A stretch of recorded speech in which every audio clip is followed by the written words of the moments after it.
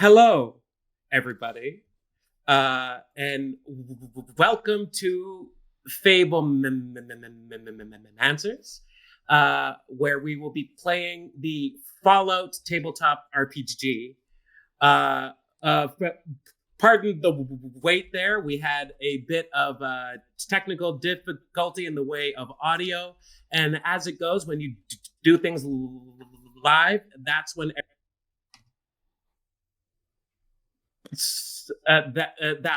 everything goes horribly, horribly wrong. Let us begin here. I am your host and game master for tonight's events, Alain, and I am really excited to play Fallout, especially for the players that I have in front of me here. An amazing roster from both Fablemancers and another world. I have a really fun game in store for them. But just before we start, I would like to acknowledge that we are coming to you live from the traditional unceded territories of the Musqueam people, as well as across many lands. And we would like to acknowledge the privilege and honor that it is to work, play, and create on these lands. If you want to learn more about the lands that you inhabit, visit native-land.ca. It is a .ca, but it is not exclusive to Canada. It is all around the world. So I highly encourage you to visit that site. A bit in the way of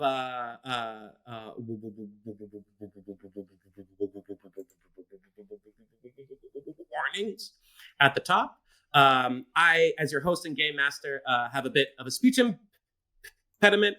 I assure you there is nothing wrong with your audio. As for the game that we are about to play here, we will be visiting themes of violence, post-apocalyptic survival, the aftermath of nuclear war, and a few other things. We have gone over safety issues together as a group, and are being particularly aware and careful to make a game that is right for everyone. That being said, if any of the players or if you in the audience ever need to step away, please feel free to do so and come back when you are comfortable and able. Are we doing any? Oh, yes. Aha! I was like, I'm like, I know I have an announcement to make here. So let me find that and make that so that I say it correctly. Give me just a moment here.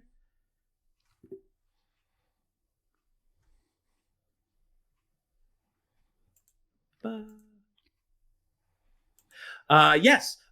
Okay.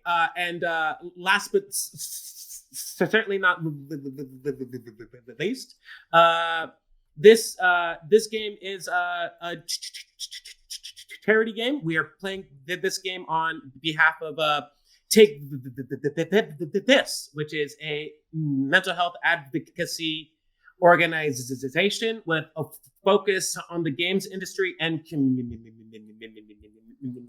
community. They provide resources, training, and support for individuals and companies that help the gaming community improve its mental well-being and resilience. The organization addresses the underlying conditions that can create and perpetuate mental health challenges: stigma, harmful studio culture, harassment, toxicity, lack of diversity and accessibility, and problematic game and community design. We are absolutely honored to play this game on their behalf. We are gonna have a link in the chat that you can visit and donate for this awesome cause that helps us and many others in the gaming community stand and thrive on behalf of mental health. I am also doing push to talk, so I might get quiet at times. Things are wild. We're having a great time. With that said, let us jump into this this episode of Fablementers as we play Fallout, the RPG Radiant Horizon.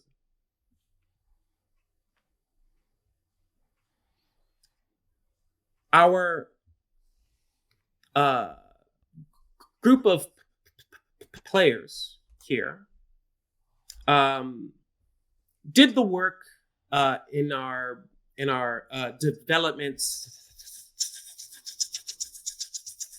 session to help create the world that they inhabit.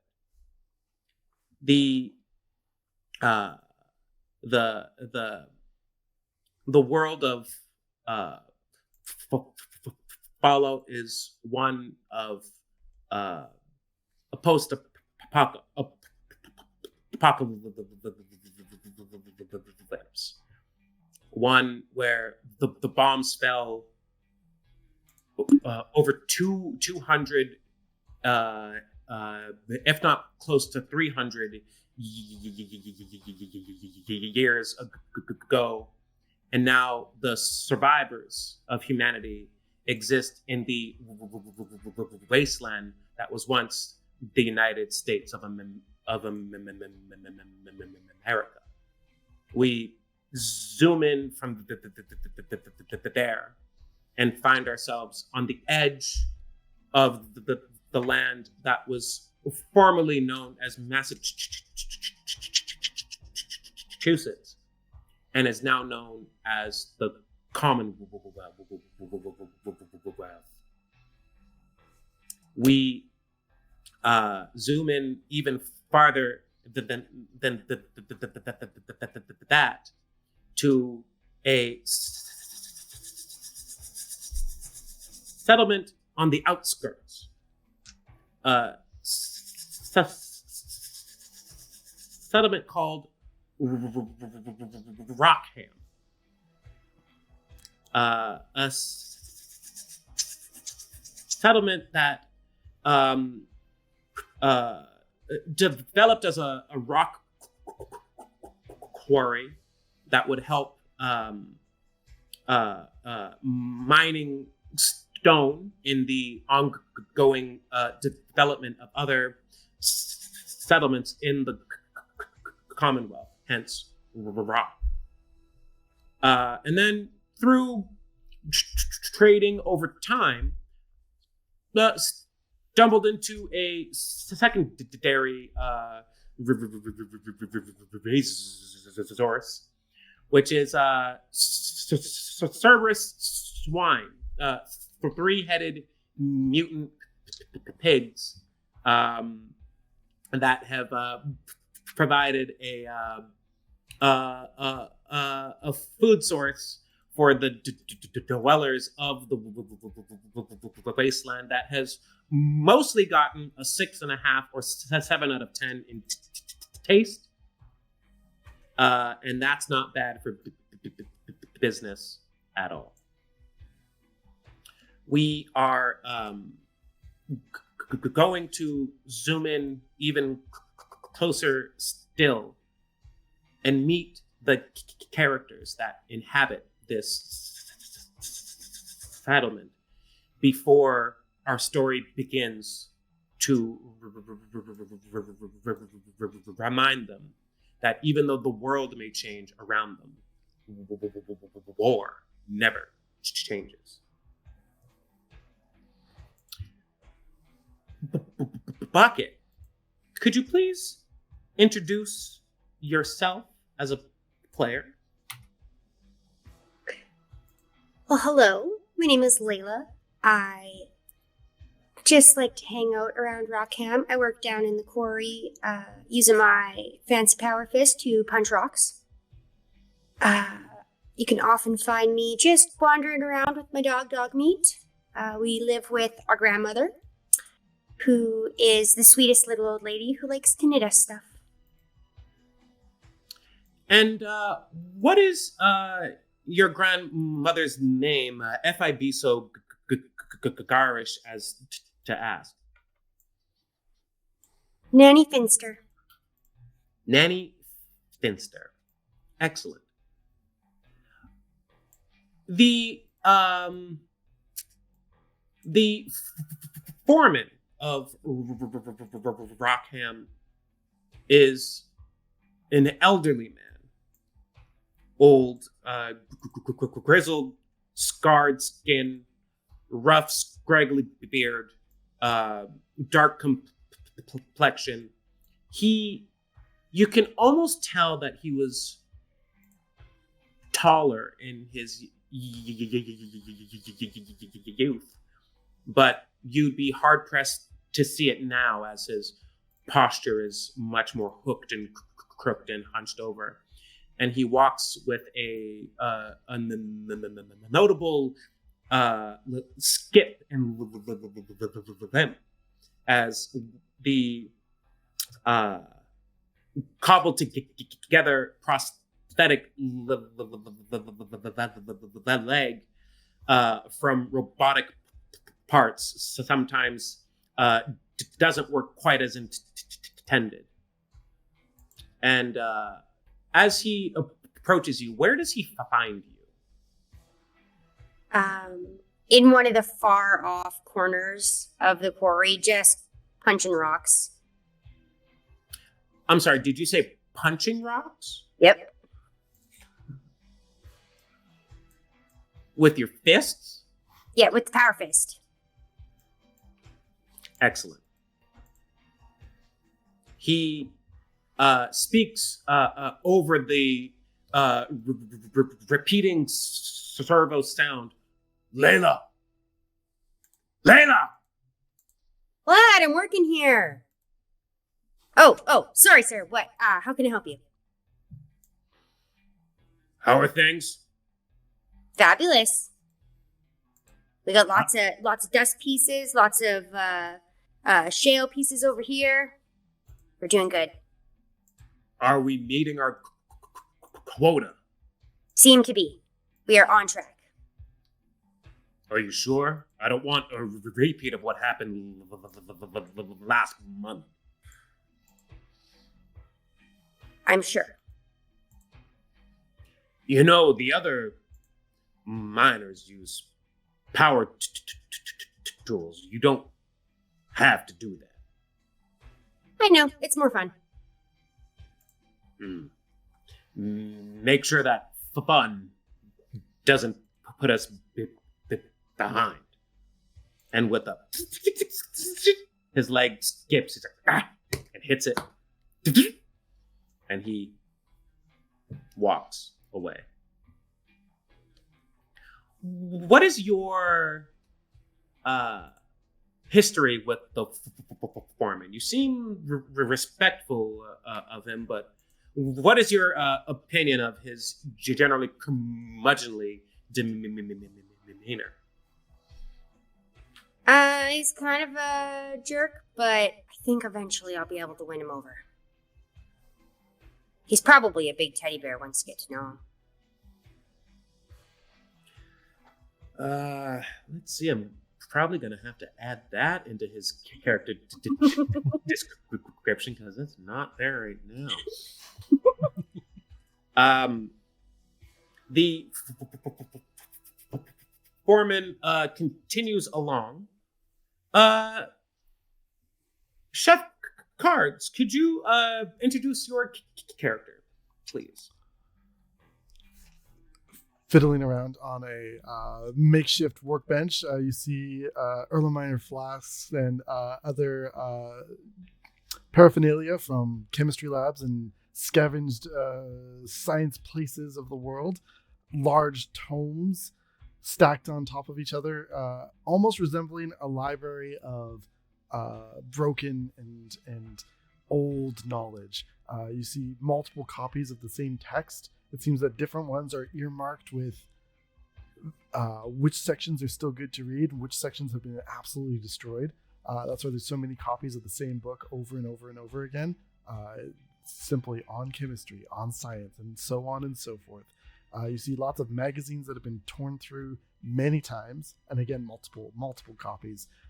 These pages are arranged in almost full editions are collected of these volumes as well.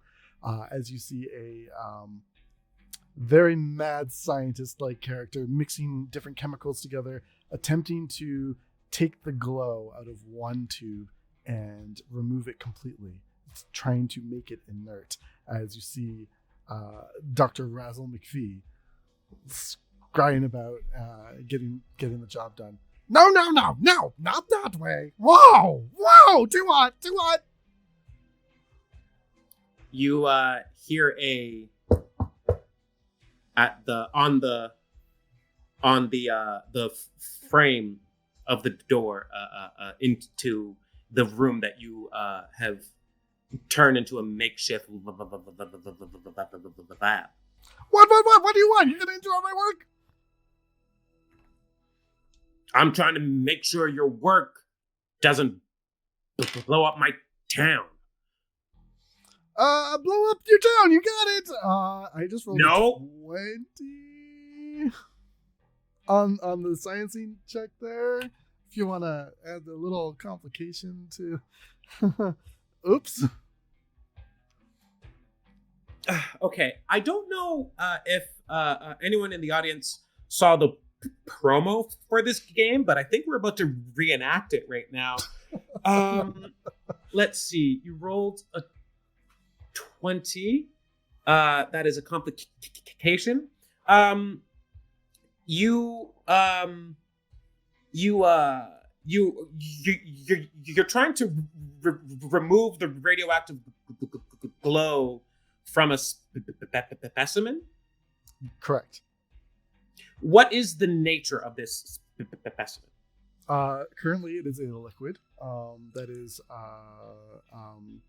a trapped sublimate, attempting to take that and place it into a fusion core to make to replenish its fuel source, which has not been done before. Okay. You watch as the radiation begins to essentially concentrate into one area. And that's good, because it's going towards the it's essentially like the funnel that you have while leaving the liquid somewhat purified after it. However, instead of going up the funnel where you want it, it stays there. And do you have a Geiger counter in this area? Oh, yes, most certainly. Several. The concentration of the radiation begins to amplify it. And you hear the very familiar, very alarming sound of... Oh, boy! I hope you brought your medics! Right away! Doc, how many times have I told you? Stop. You came in here without the safety vest. That's supposed to be made of lead. It's clearly not made of lead. It's not. The doc says, out now. You might want me to stop that titration before it goes over. Stop the experiment then. What would you like to roll to attempt to stop this experiment from exploding? I would like to roll athletics to push past and run away. Okay. That's going to be a difficulty of 1. Okay. My target number for that is 8. Okay. I rolled a 6 and a 9. So 6. 1 success. Okay. 1 success. You push past him, and he uses the momentum of your shove to also fold out of the room as well. Do you brace yourself at all? No, I'm trying to take like 3 explosive steps out this door and like jump away as far as I can make it. Okay. He doesn't quite have the same spring in his step as you. So he just kind of hunkers back around the corner as there is a green, brilliant, and you hear a huge spike in all the Geiger counters in the room. Woo! Knowledge! And then they fade away.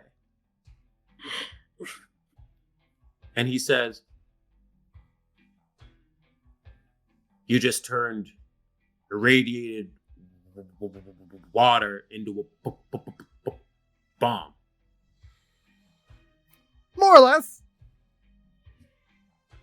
Just like that entire energy, if we can capture it, think of how powerful the settlement would become. Think how efficient our mining for everything, our infrastructure. We could have cars again. Did you read that auto mechanic thing that I found last time we went out scavenging? Really interesting. What was it? Something about carburetors. Carburetors. Oh. That's where I get the idea, limit the flow. Don't blow up my town. Improve the town. Yes, sir. You're not hearing me. You know what? And he hobbles away. I'm gonna get a quick of his leg almost pairs up with a twitch in his eye. Oof. Good thing this is made out of lead.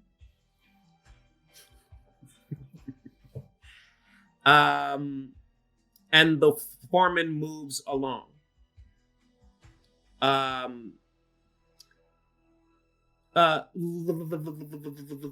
Lane, could you introduce your character, please, and tell us where in the settlement one might find them? Me am Big Puma. Me am big. Here, me am small. At home. Me am green. Me have big board. Me have big gun. Me have small muscles. And me am petting dog meat when Layla is work.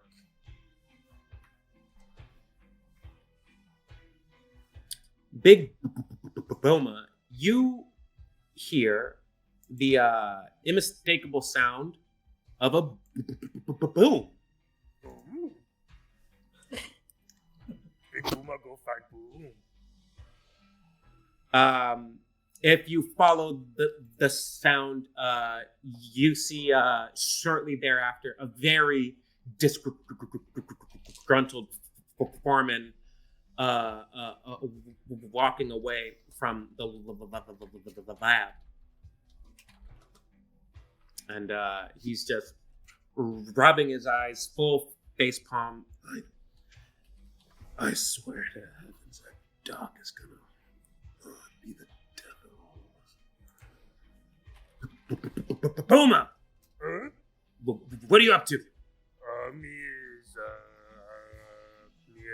dog meat. Dog meat. Me is dog meat petting. Have you fed the swine yet? No. Yes. Which one is it? No or yes?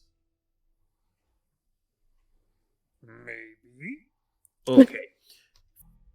Feed the swine. Okay. Okay. Hey. Hey. Okay? What? You good? Are you good? No, I'm asking you, are you good?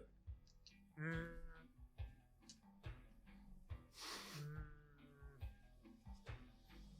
What is good? Okay, I don't have time to unpack that.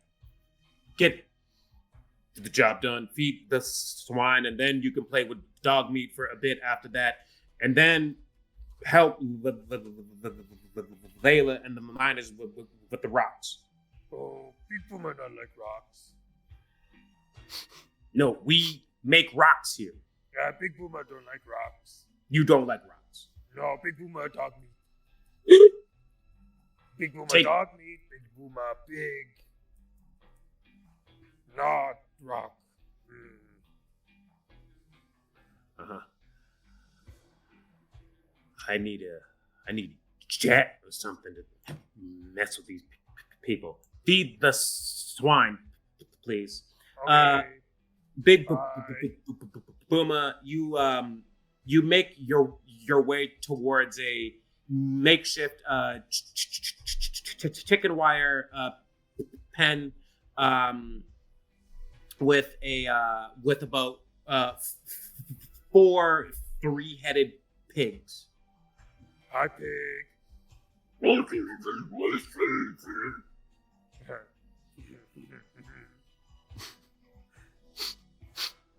feed pig. You find a bucket of razor wheat and other grain, some of which has been cultivated here, some of which has just been foraged from around the local area, and you start to scatter it out. Big share. You see that these swine, they're called Cerberus swine, but the name itself is kind of, it's just the most convenient name for it because they have what you can only call 3 heads. But the heads aren't in a perfect row or line. There's like one that's kind of up and to the right. There's one that's like over far to the left.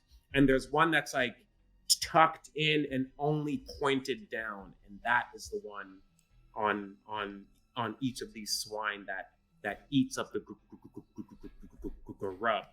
While the other 2 heads look around it, and some look at you. 3 mouth, 1 butt. Good pig. Sorry, hold on.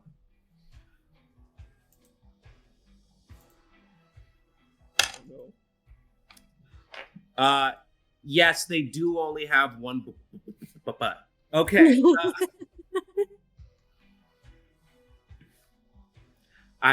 You don't think I wasn't gonna leave that up to a roll. And you see the foreman just kind of walk away.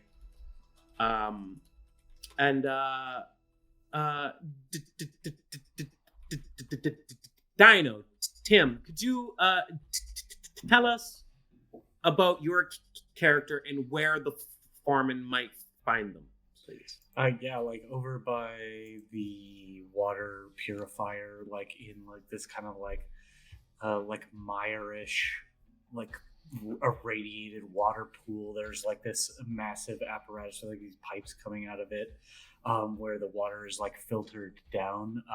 You just see like emerging from the water, which is like shoulder deep, a ghoul wearing a what can only be described as like an EVA like space suit, that has all just been like patchworked and like put back together and just worn and torn over the wasteland. On his right arm, you just see him click in a multi-tool into a robotic arm, like a Protectron right arm, as he kind of steps out of the water and like regards the foreman.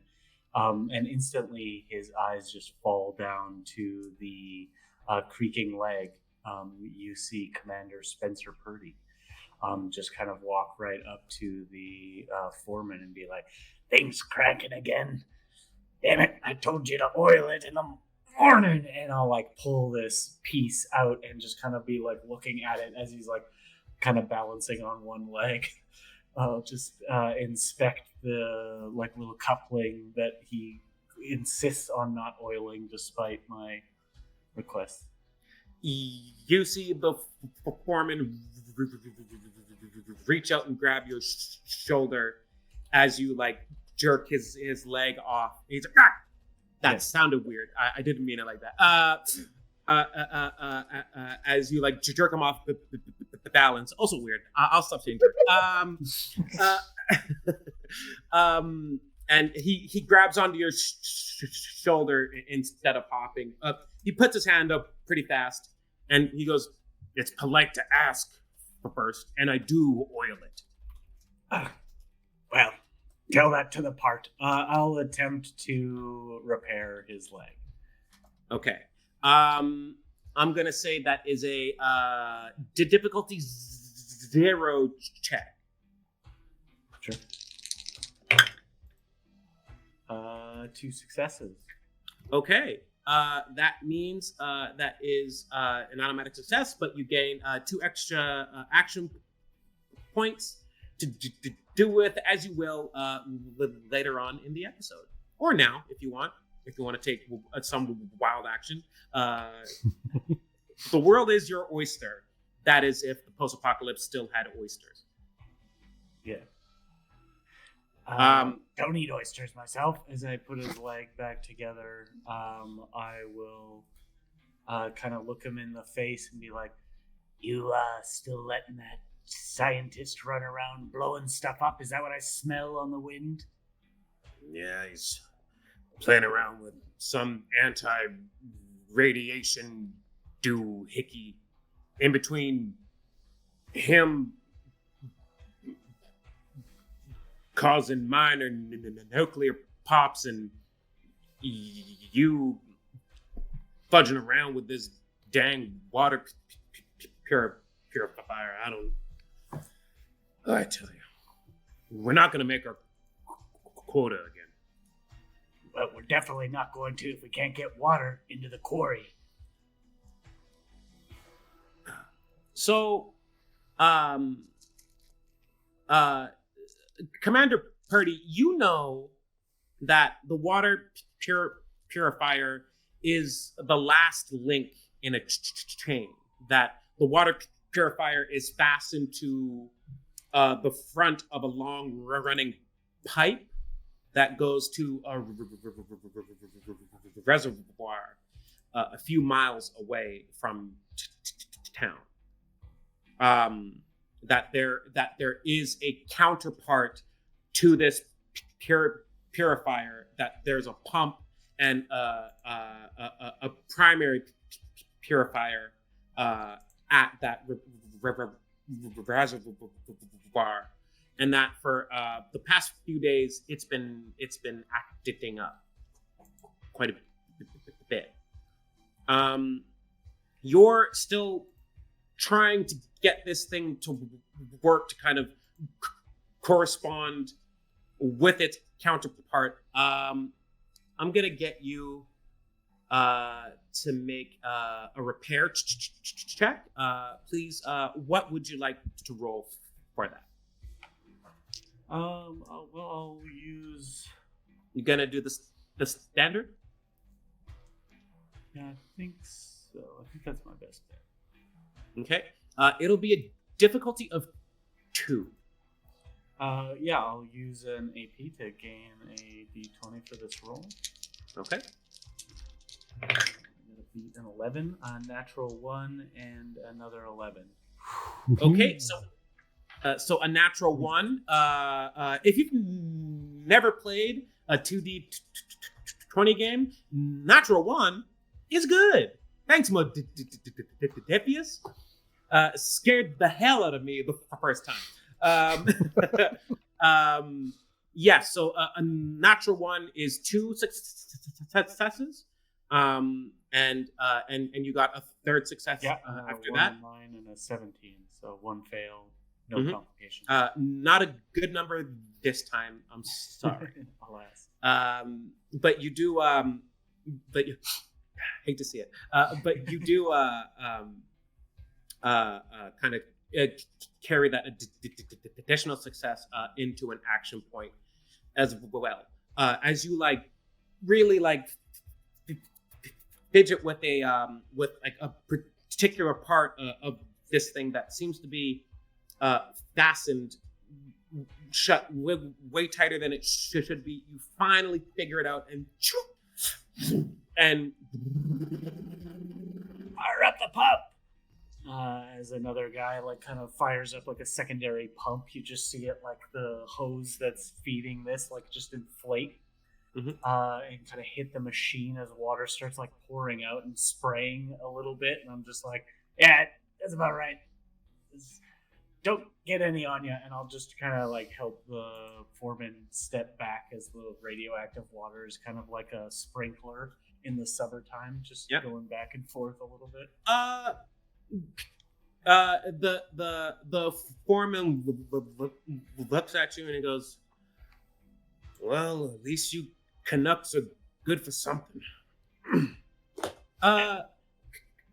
Commander, do you have a Geiger counter on you? Haven't since 2088. Okay. I can feel rads though, because I'm kind of a Geiger counter myself. Right. I was going to ask good. this. So I'll let you make a perception check, and pair it with a skill that you think is appropriate. I'll throw medicine with it. Okay. 2 successes. Okay. I guess I should have said what the difficulty was. It was 1 on account of your particular proclivity. This water is way more irradiated than it should be. What's wrong? You taste that? I mean, don't taste that. Never mind. Skin. It's a little sharper than it is normally. Sharp. Kind of take a full ass gulp of it. Oh yeah, I feel great, which means it'll kill you. We should probably put a stoppage on people drinking the water.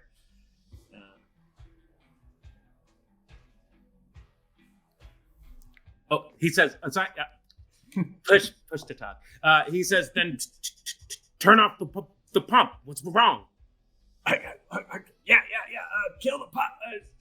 And I'll take my multi-tool out and just arc it across the yard and just kind of smack into the turning belt of the pump, and it just goes flying off. It jams up again, and the water stops. It gives you enough time to shut it off properly.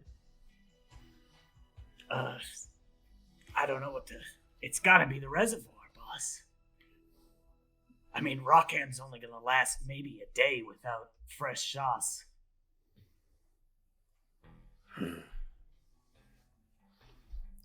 Get the others. And the dock, too. Come on, really? Yes, now. And he kind of frustratingly goes as you see another worker that turned on the pipe bring his multi-tool back. He just snaps it back into his arm and heads into Rockham to find his companion. Mm-hmm. So the 4 of you meet in the center of the settlement.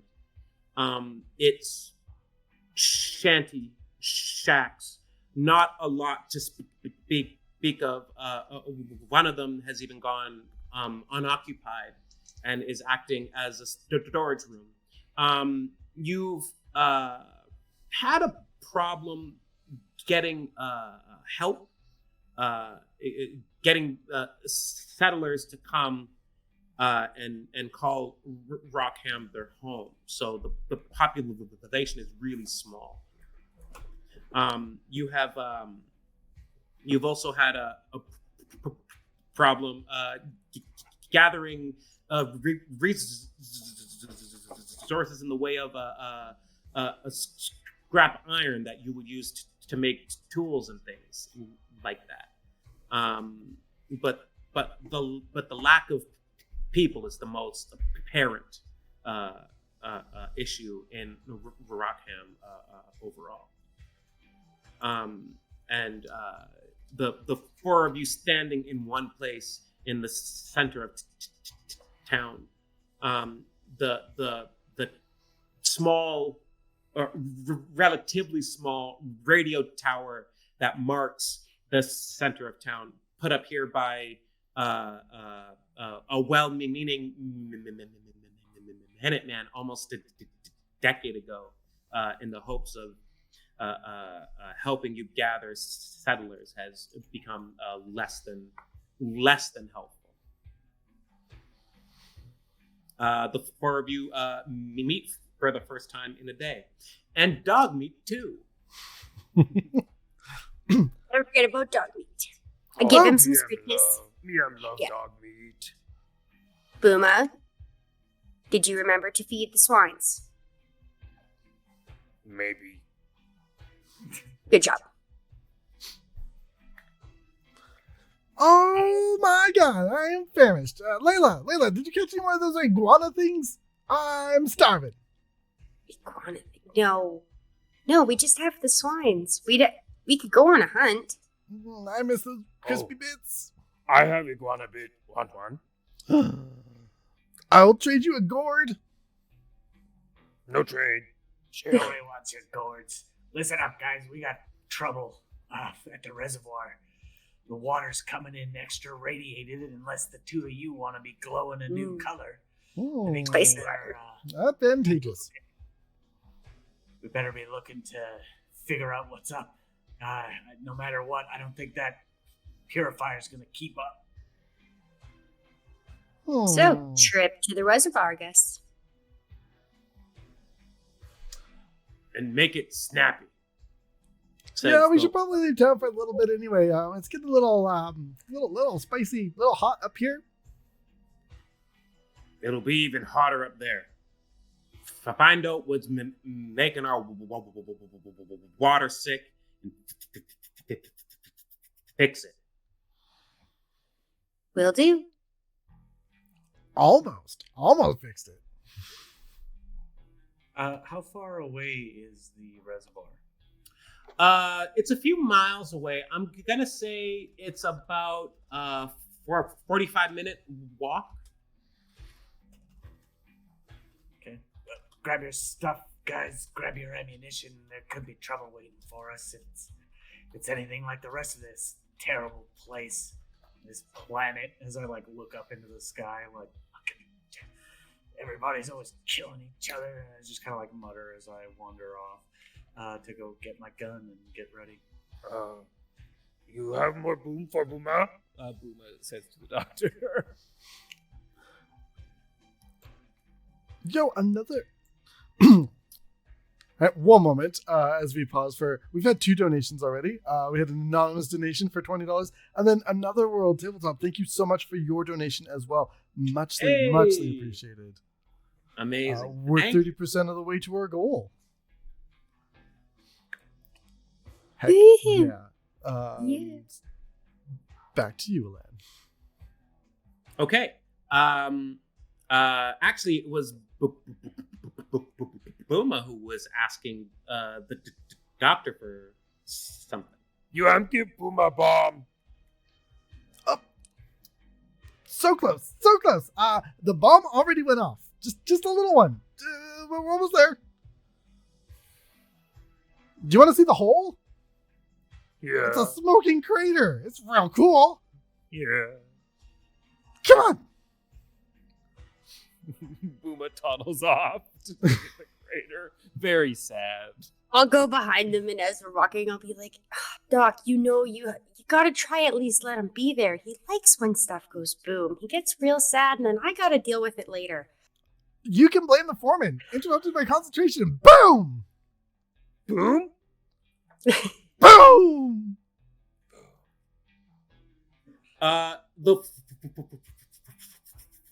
foreman has already shuffled away, but you hear from behind the shack that he calls his home. He says, "That's not what happened." Oh. Don't worry about that one. We'll just skip that quest. Let's move. So, as the four of you prepare to travel, what do each of you bring with you in regards to equipment and armament? Mm-hmm. I bring my power fist. Toolbox. Okay. Extra supplies for fixins. Okay. We got a power fist. We got some tools And dog meat. and I'll bring dog. treat Dog. to Yeah. Booma bring boom balls. Those are grenades for those of you playing at home. Excellent. Booma have board. Stick. Uh-huh. Booma have pants.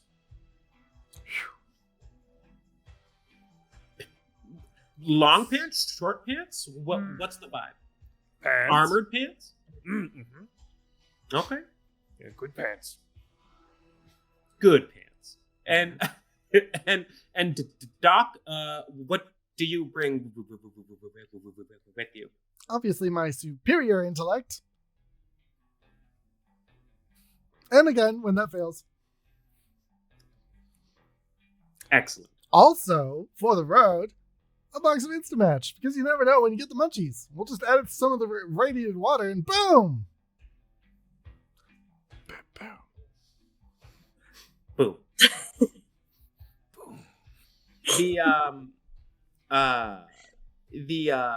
The four of you collect your things, but those of you who have to go anywhere to get them,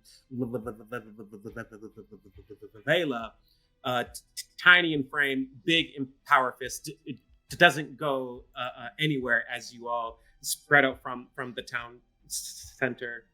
She just stays there, and then the three of them come back and meet you there again, ready to go and discover what is causing the water in the reservoir to be irradiated. The Booma has gun. Bad gun. bad gun. What kind of bad gun? Pipe gun. Bad gun. Yeah. Bad gun as in Booma is anti-gun, or bad gun as the gun is not to Booma's taste? Booma don't guns.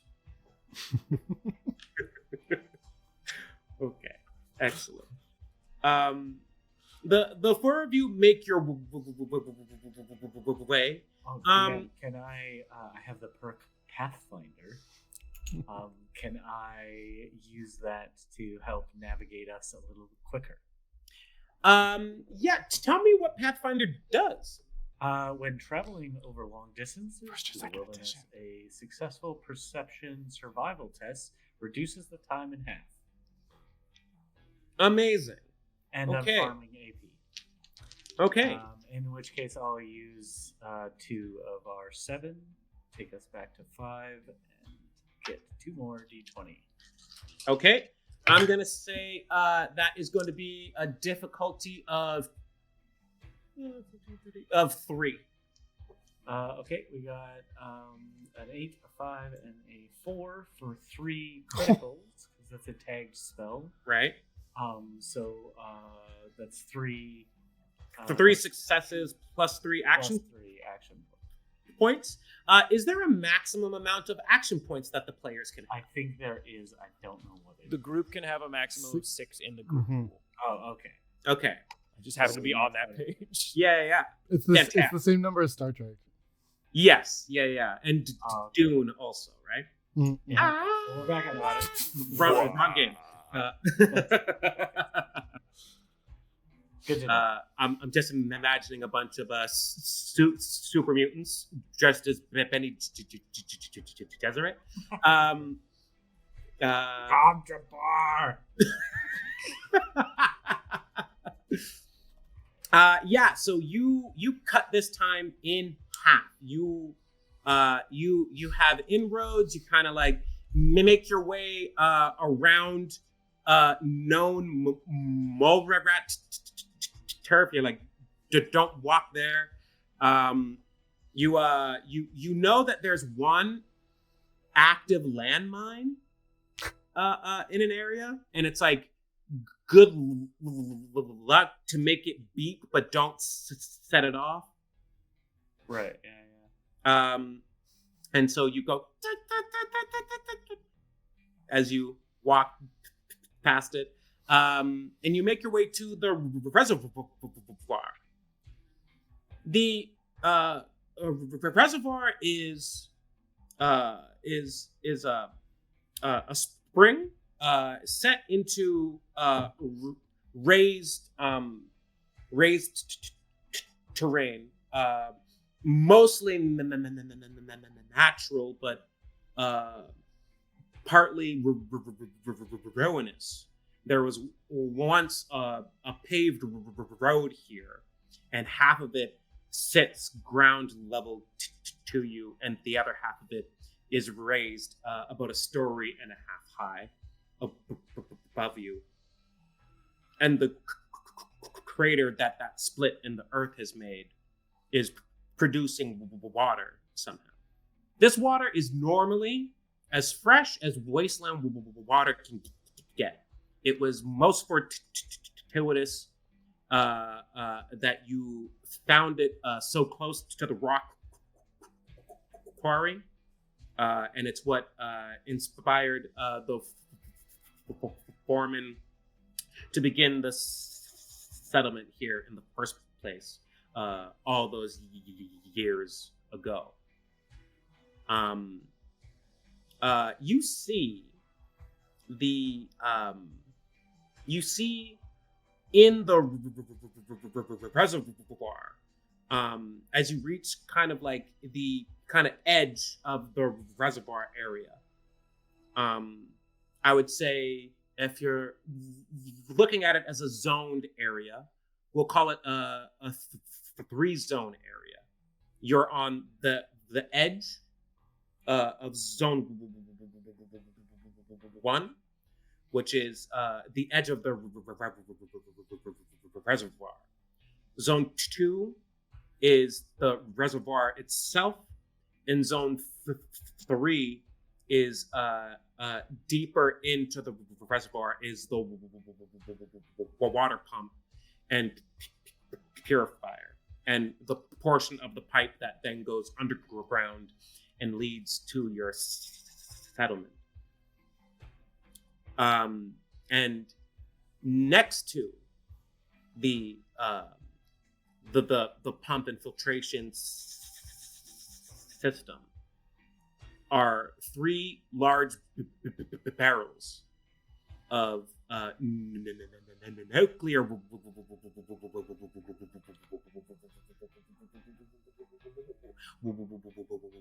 waste tipped over into your water supply.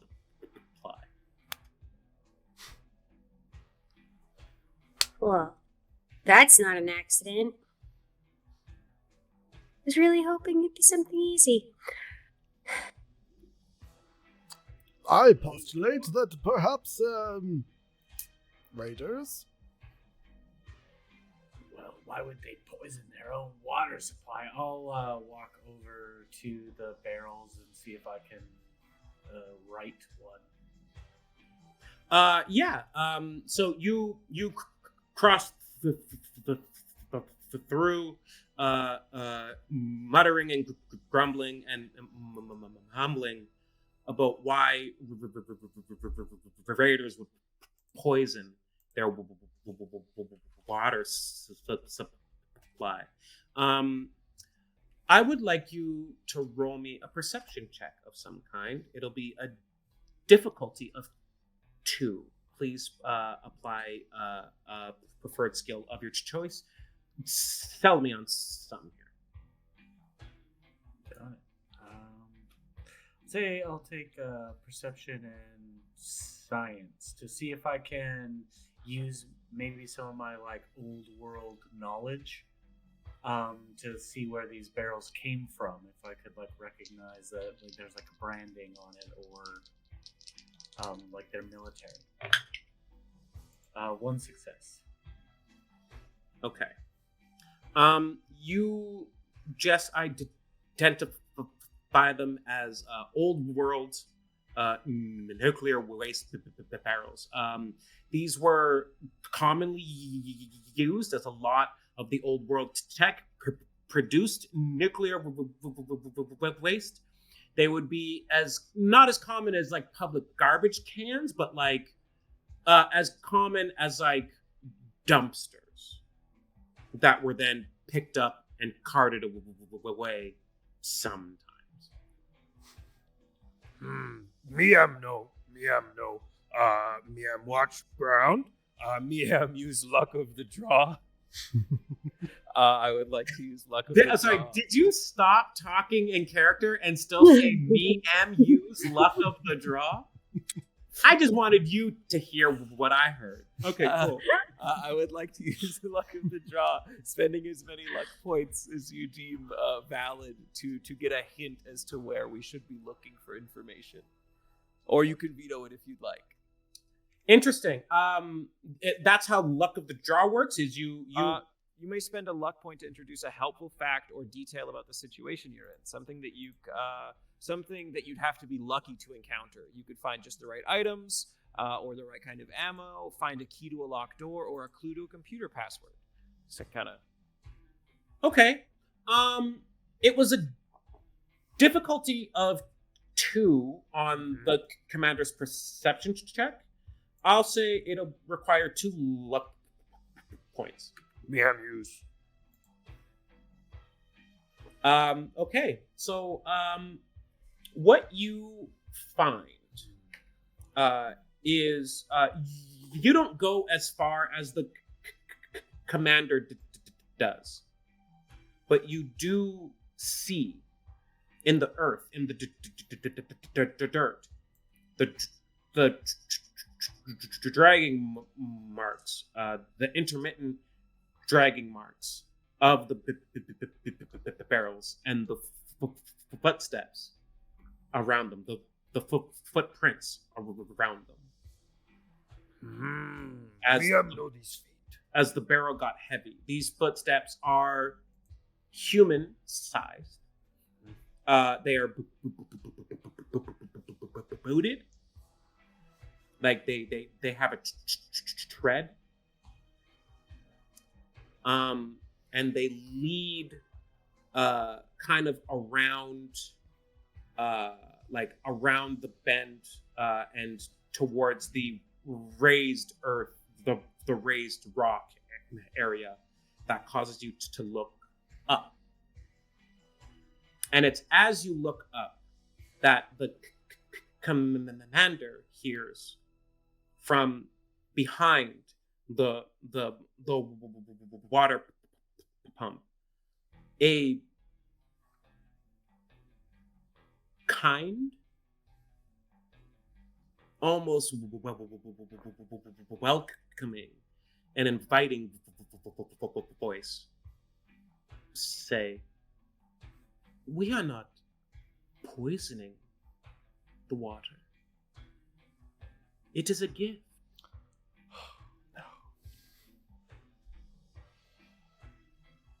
I'll look up to see where I hear that voice coming from.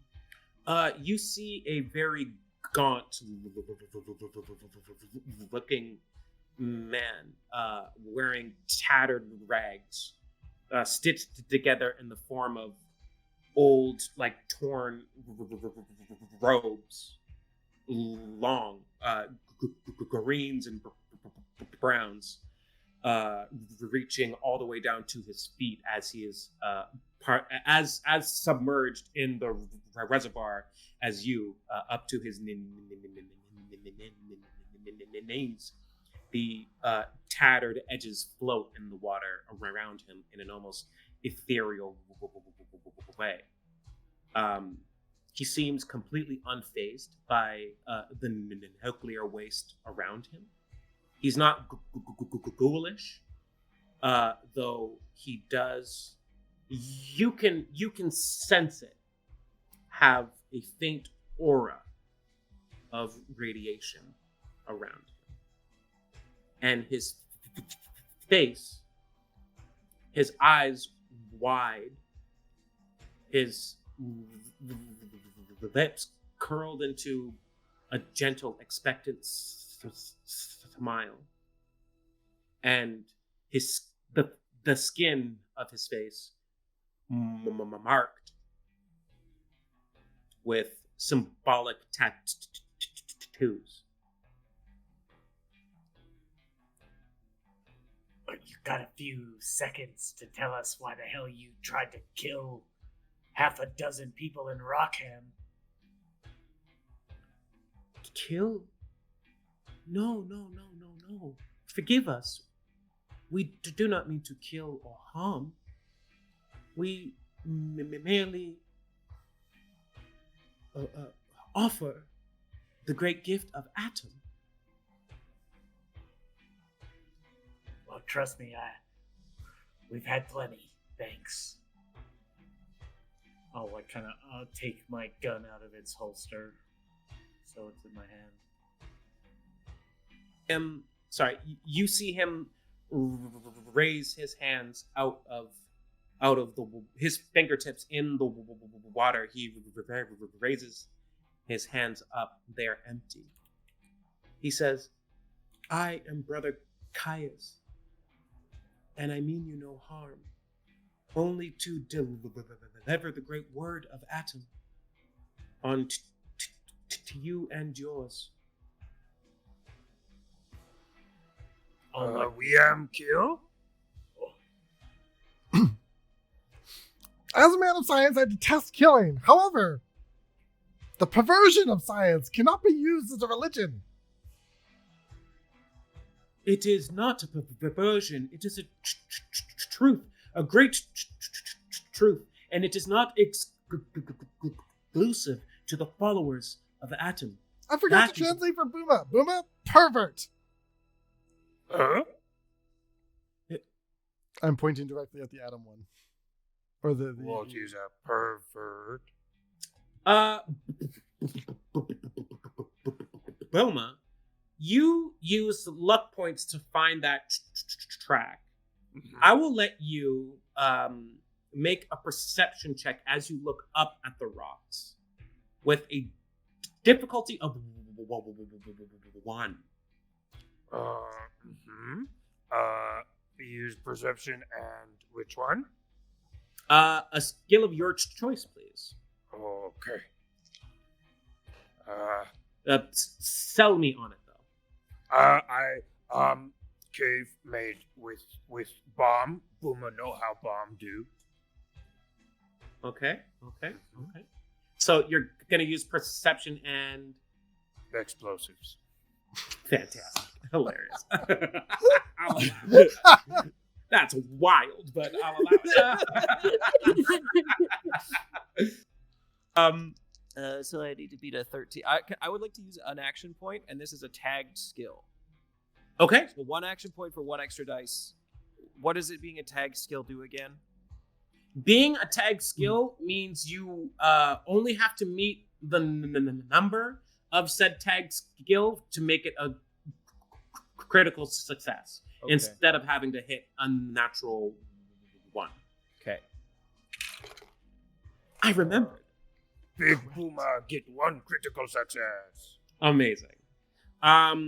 You see, at the lip of the top of the ridge above your head,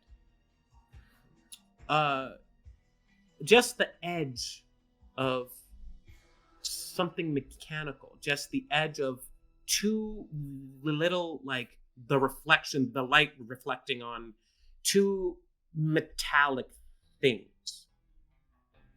And as you are called by the Dr. McPhee to do harm to this wayward child of Adam, those mechanical things raise up with the 2 other children of Adam who are holding them gamma guns. Oh, wow.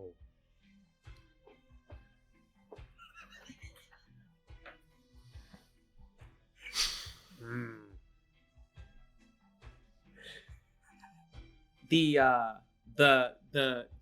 child of Adam, brother Caius, in the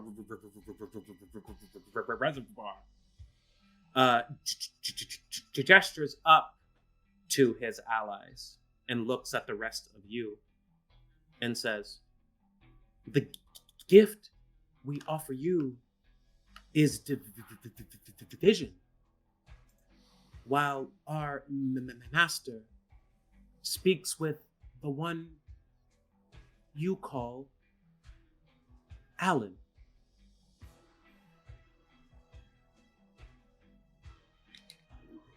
Wait, is that us? Who is Alan? Sure, it's not Malin? Alain, Allan, is a name maybe each of you has only ever heard one time. And you only ever hear it once in a real pissed off tone. When the owner of that name says, "Never call me Alan, only call me the foreman."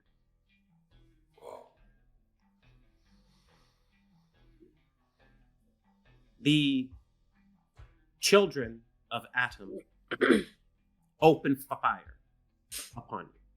Oh, no! Duck. All right. Let's fight. So, the way initiative works is the first individual to trigger initiative takes their action. So one of these children of Adam up on the ridge is going to take their action. And then the rest of you are going to roll in initiative, as will the NPCs. And then we add our initiative score. Is that? I believe yes, you do. Yeah, so it's the first to act does the thing, and then we do initiative scores and go from there. I'd also like to appeal to the GM that I have not made a pun yet. I am Please. I'm very proud of you. Do you want an action point? What do you want? No, I'm just putting that in your brain so that when you're targeting people later, you think of that.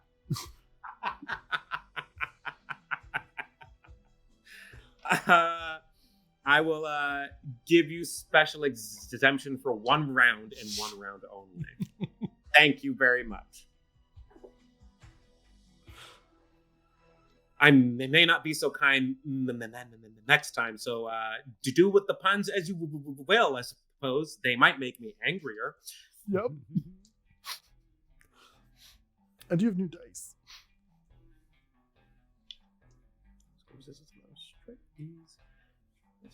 So the target number is 5. Oh, good. All right, here we go. You hear the rattling of the 2d20, the follow branded 2d20, I might add. Nice.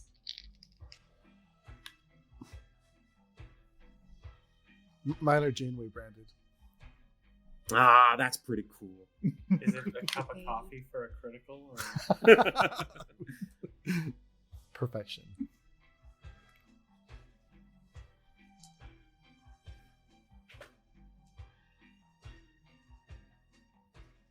That is one success, which I believe gives you 3 of these bad boys here. Okay. This is done, and if I am reading down,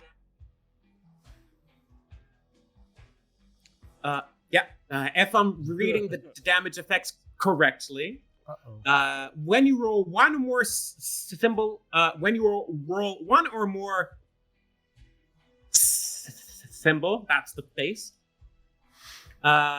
In your combat dice pool, all your weapons damage effects are triggered. Some damage effects are also based on the number of symbols appearing in your result, which means I rolled 2 of those. So that is okay. Piercing, stun, and radiation upon big Boma. Oh. So sorry. I'm taking how much damage? You are taking 1, 2. You're taking 2 piercing, stun, and radiation. I believe that's you're taking 2 damage, and then the effects are piercing, stun, and radiation. I believe that's how this works. Did you roll to find the location of your shot? Oh, Mhm. I still have to roll that. Okay. We have like area specific Armor. Yeah, and you can call the shot by adding a difficulty. I did not do that. It was just an open shot, and it hit your left arm. Oh, me arm. Excellent. Okay. So I take now, so is it 2 total then? Yes. Right? Yeah. Okay. Great. But I don't take radiation damage. Does that change anything? So then that effect doesn't stack on top then. But stun and piercing, do they do their own thing? Sorry, there's. I believe so. Okay, I'll hunt for it. This is the first damage roll I've ever rolled in this game, so we're figuring it out as we go along. HP damage unless you have physical armor on your left arm, and then because you don't take radiation damage, you don't take that, and then you are stunned, and on your turn you can try and break the stun. Okay. Or use an AP to your target. try and do it now. The target cannot take their normal actions on their next turn. A stunned character or creature can still spend AP to take additional actions. Okay. Yeah. Thank you. Okay. Initiative rolls, please. Oh, I got a 13. So is that 1d20 plus initiative? I believe it's so, just yeah. your number. I think it's just. Oh, your it's number. It's just the It's like a lot. number. Mhm. 15. Yeah, it's a fixed value. 15. Hell yeah, let's go. So I have 12, and dog meat is also 12. I'm also Okay. 12. Excellent. The children of Adam are also 12. I am going to They really are children. yeah, they're kids. I'm going to give that to the players to go first, because that's more interesting for me. So I think I'm first. Mhm. How many action points do we have as a group? 6. We're maxed out. Okay, and how many does it cost to take a major action? It takes 2. Well, you can do for you because you're stunned. It would take 2. Yeah, I will spend 2 of the group AP. Sorry, friends. To take a major action in that I'm going to throw a grenade at the children of Adam. But you said they're on like a ridge, right? Yes. Is there an overhang at all? It's not too far of an overhang. It's just like a slight diagonal. So it's just raised. It's not like that sharp or anything like that. So. And are they close enough for a blast effect to hit both of them? I'm gonna say yes. Okay. And they are one zone away from you right now. Damage. Also add 1 extra damage. Yeah. So then it's a gory mess as they are made quick work of. Boom.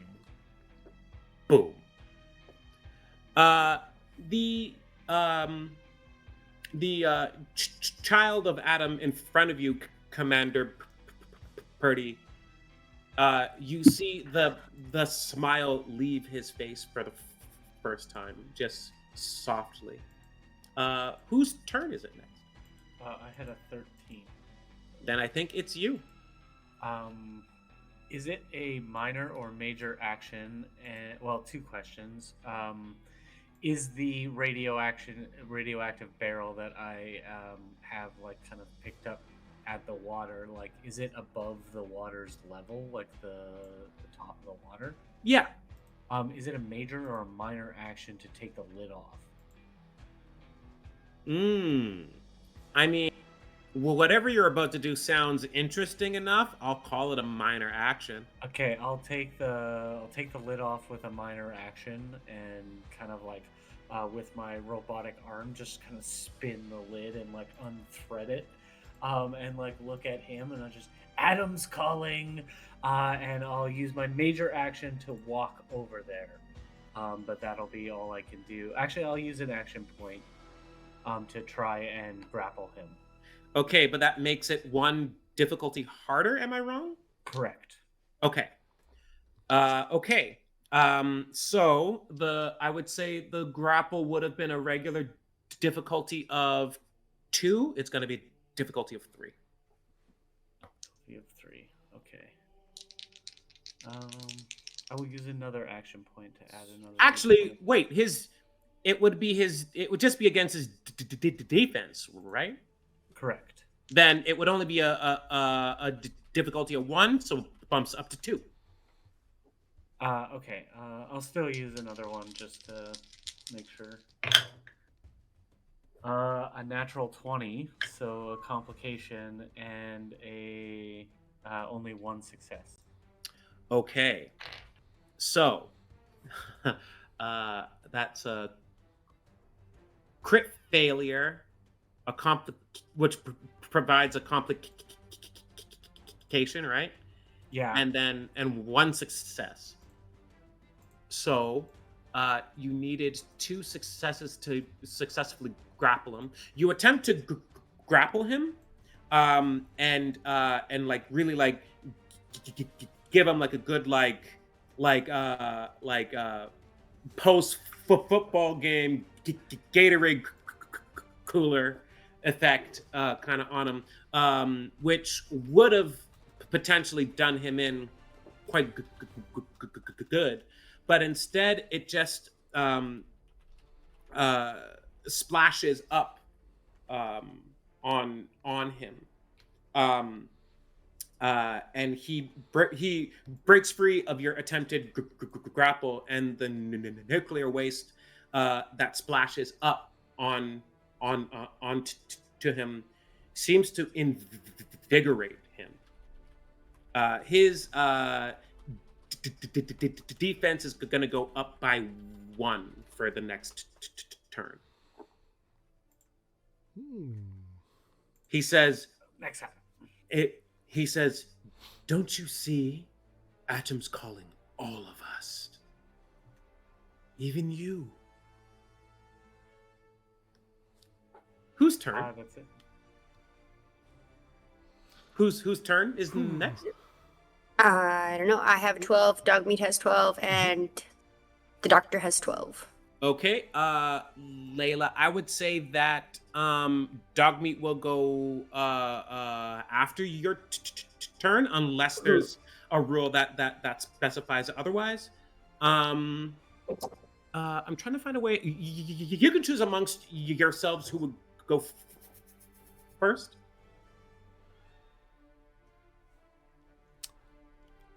I want to do something weird.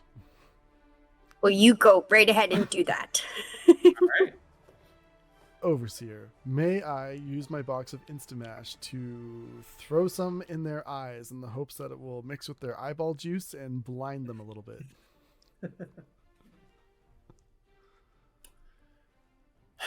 Yeah,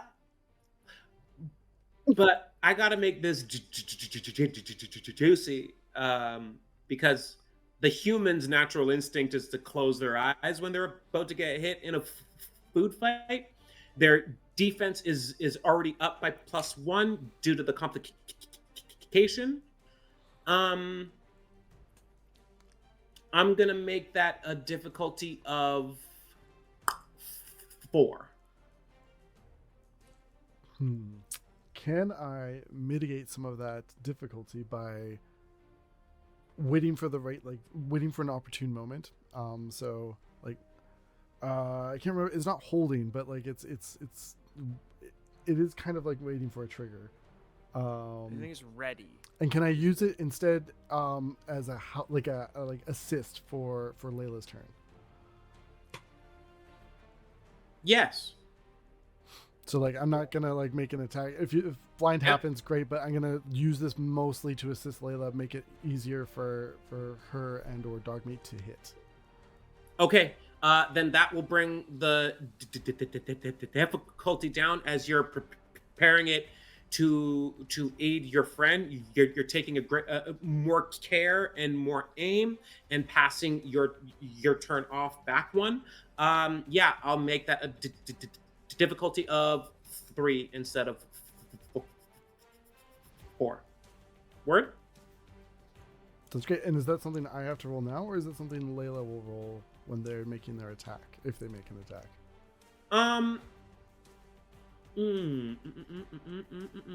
I would say that it would be something that you would roll after, or at the same time Layla makes hers. In that case, can I say that this is a combination of like being like sneaky, because it's like sneaky pocket potato, and then because like I'm waiting for the right moment, I'm looking for that visual cue for when to do this. Yeah. Okay. Yeah, that's excellent. Then it will be a test of 10. How many action points do we have left? 2. You know what? No, I'm just going to believe. I'm going to believe that we're going to hit 3. One of these is going to be a 1, 2, or 3, and the other one is going to be enough to meet a 10. Let's go. No, I only have 1 success. Okay. Look here! Too soon! I'm so sorry! Premature potatoing! The child of Adam, as strange as their customs might be, as odd and hostile as their beliefs might be, looks at the potato that is now on their face but not in their eyes, mingling with, and it's like dried, yeah, it's not like big chunks of dandruff, dehydrated, but it's mingling with the liquid radioactive waste that splashed on them, and it puffs up, and he's like, "What? Layla, it's your turn. This individual is somewhat distracted by what has happened. What would you like? Okay. How close am I to him? You are, you haven't made any movement since we arrived, have you? No. Okay, then you are 2 zones away. Okay, so there is not gonna be a lot I can even do from 2 zones away, other than get closer. But if I get closer, then I'm going in the radioactive water, aren't I? Yeah. And that sounds like a bad time A little. for a human. Yeah. So, okay, what can I do? I mean, if you do it enough times for short amounts of time over the next 50 or 60 years or so, you can take a page out of Commander Purdy's book. Well, yeah, but so Would you like to? Now, I'm gonna take a page out of the Dune book. I'm not sure if it quite applies here. Would you like to gain the ability to get into range in exchange for giving me an action point?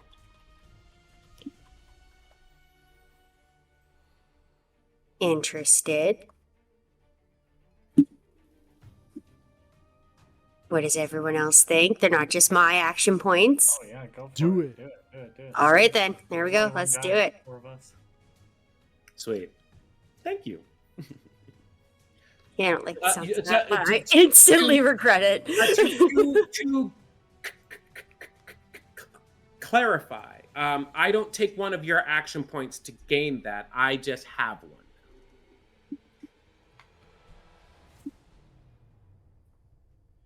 Still, instant regret. But I am in range now. I can hit him. I'm going to hit him. Okay, hit away. His defense is 1. This one. Okay, so and then that is to be a strength plus unarmed, I think. I don't know. How does this work? Yes. Mhm. Okay. That is so 11 is the number. Oh, one of those. Your target. Sorry. What was your target and the number 11. to hit? Okay, and you got that or under. I got 1 success. Excellent. Yeah, you hit him. Awesome. Okay, and so to do the where I hit him, I just roll. Roll a d20. D20. So he's getting hit in the 8. So that is the torso. That's the torso. Oh. And that'll be 4. Okay, so the 4 CD, so that's 4 combat die, right? Yeah, 4d6.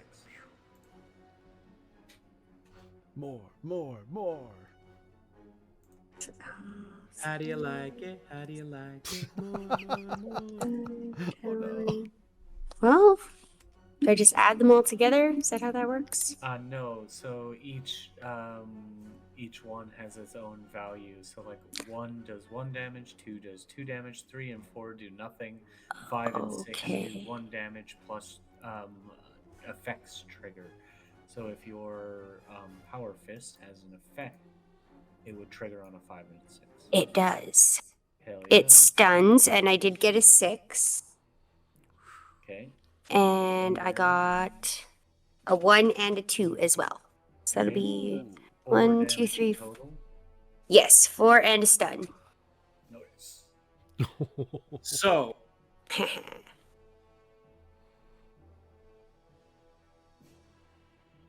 I need to prepare for how I feel about my child of Adam not getting to do any major damage to this party yet. When you run a tabletop RPG system for the first time, my greatest fear is that I'll put something too strong against you, and my greatest regret is that I overcompensate for that by not putting you up against something strong enough. Now, it could just be the dice. I know that. We all know that. But I still take it as a personal failure. That being said, what happens is the Instamash mixes with liquid nuclear waste that was emboldening this child of Adam. And he goes, what is the mean? And you... and he goes... a sound that he's not physically made in his lifetime happens. You know the sound that a man makes when he gets punched in the sternum with a power fist? We all know that sound, right? This cracks his sternum, and he slumps into the water, his head in the water, and he's still alive. He is hurt, and he is stunned. And it's Dogmeat's turn. Oh. I was just about to take a step because I did that thing I knew I would do. I forgot about Dogmeat. Okay, but as Dogmeat has 0 rad protection whatsoever, he doesn't really need to go in the water. He can just be a good boy on the sidelines for now and wait. Okay. And we talked about it in the development session, but I'll say it for the audience's sake. Dogmeat's a good boy. Dogmeat does not die in the game. We're good. He might whimper a bit. He might be annoyed. He might be out of combat, but he's a good boy. That does not change. That being said, very good call to keep Dogmeat on the sidelines in this pool of radiation. Yeah. Thank you. Okay. Now can he go? Yes. Okay. Wait, hold on. I think- Can Dogmeat do the rally action? Can Dogmeat Can do the... Dogmeat do the rally action? To give us an action point. Yeah. He just barks real good. He's a good boy. Dogmeat's the best boy. It's true. Best boy. The way I'm I will imagining give Dogmeat the rally action the way I'm once imagining per it is episode. Dogmeat like runs up to the edge and we all turn and be like, no, don't! Like, don't jump in! No, no, no! Oh, okay. Yeah. I definitely give you that, and you generate 1 AP. Because he's the best boy. He's a very good boy. There's no arguing that. Brother Caius, stunned. Again, how to get out of stun? How many action points do I have to spend? I think stun just eats up your whole turn, and whatever you want to use for action points after your base turn, you can still use. I think, if I'm reading it properly. That seems sensible.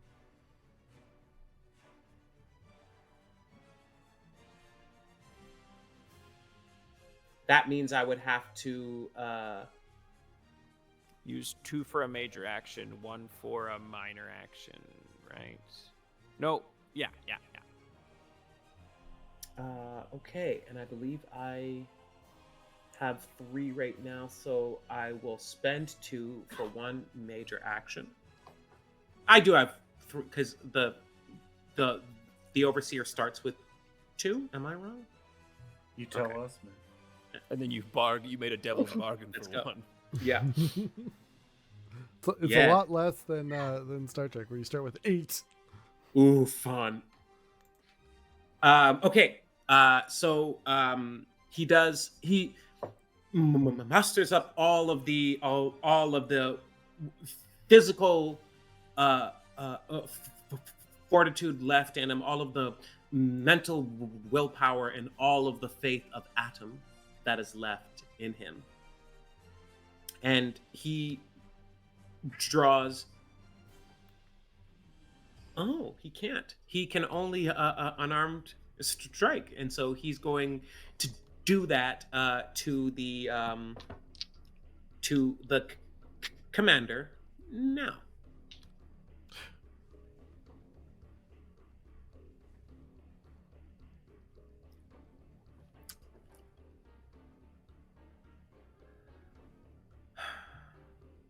So, I want you to see what has happened here, okay? I want you to see it. I'm gonna try and reset my frame back. I got but you. I want you to see what happened here. That is what we call beginner's luck. Wow. Oh no! It looked like a 20 and 1. It was two. It is 2 20s. The 20s. other 20. Yes. So he raises up to put his hands on you, and instead he just slumps on you.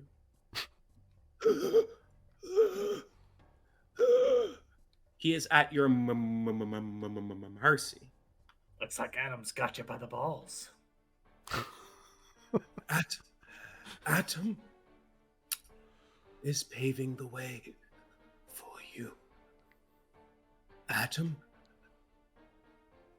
is paving the way for us so that you can never stop him again. I gladly give my life, for I will be a multitude, an infinity of new worlds. Whose turn is it now? Booma! Booma, what do you do? I see they are touching. I don't like that. Booma will take gun, look with gun, and then go, gun, stupid, And throw it on the ground. And I would like to use a luck point to roll a ranged attack with luck instead of agility. Yeah. Yeah. Absurd? Yes. Fun? Also, yes. Let's go. I built this character to be luck pilled, and it's working. Okay, so that's small guns and luck, right? Yeah. Ah, great. You have luck. That's only one success. You only need one. Cool, baby. All right. My gun is unreliable. I don't know what that means. Do I have to roll anything else for that? This means that if you get a complication, it breaks. Okay, great. We're good. So body part is a 4. Which is torso. and Booma do 5 damage. You Another and you watch Commander as the light leaves his eyes and he slumps down your body, Vela. As he reaches about your height, you see his head looks over at you, but there's nothing there, and he slumps into the irradiated water again. He is gone. We should probably get that the body out of the drinking water. 3 more, and I'll just kind of like push him away as he's like floating in the water. Kind of like, ugh. Like splash the water a little bit to help him move. You grab that, I'll grab the barrel. Actually, I'll take him. You take the barrels. You're stronger than I am. And I'll grab the corpse and pull it out of the water.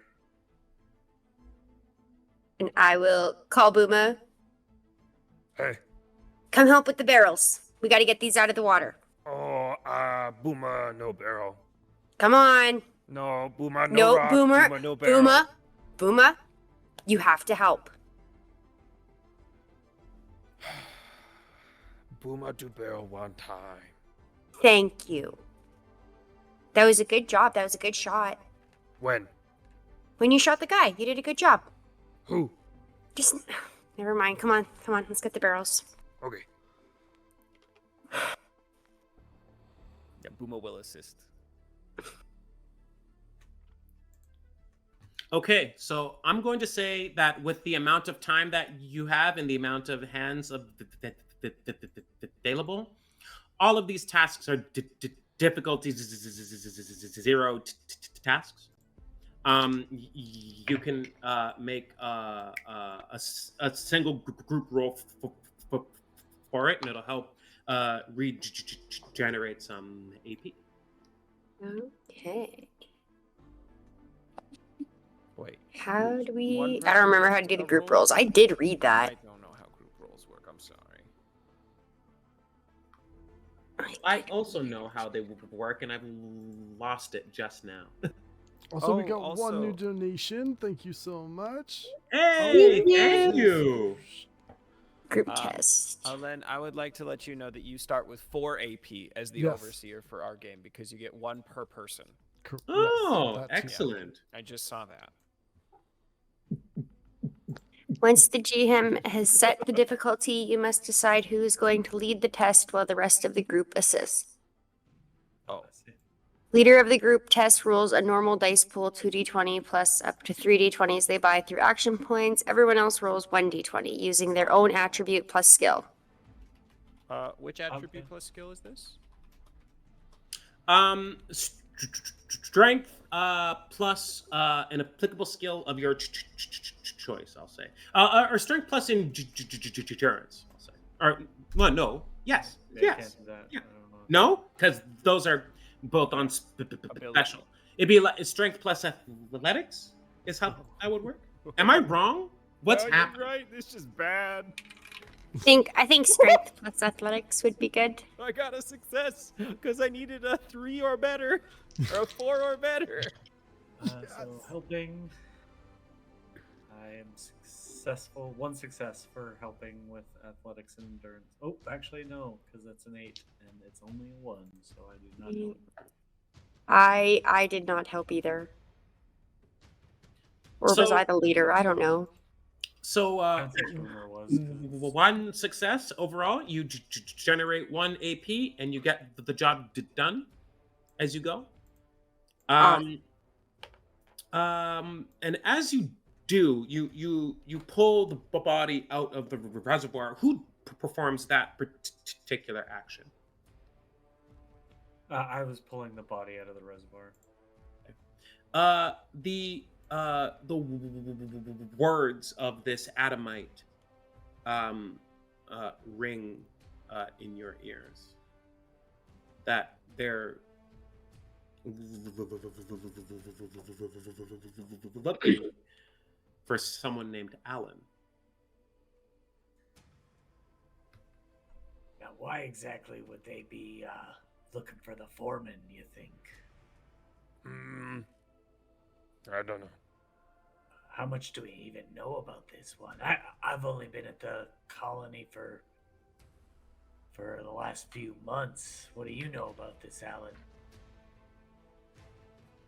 He keeps mostly to himself unless he's in the quarry bossing everybody around. Like, he just goes to his shack and then he goes to work. That's it. That's all he does. What about you, Doc? He seems a little sweet on you. Well, he certainly likes to come by my research all the time. Can't say he's been particularly helpful, but he does fund some of the research. Boomer like him. Can we pat these cats down and see if we can find any hot loot on them? You sure can. Like or loot. left of the other ones on the ridge. Mhm. Boomer would like more pants. Give me just a moment, please. I'm gonna pull up some charts. Loot. Hey, Big loot, Boomer, you loot, still loot, collecting loot. teeth? As I like pull one out of a nearby rock. Oh, yeah. Ooh, incisor. Rare.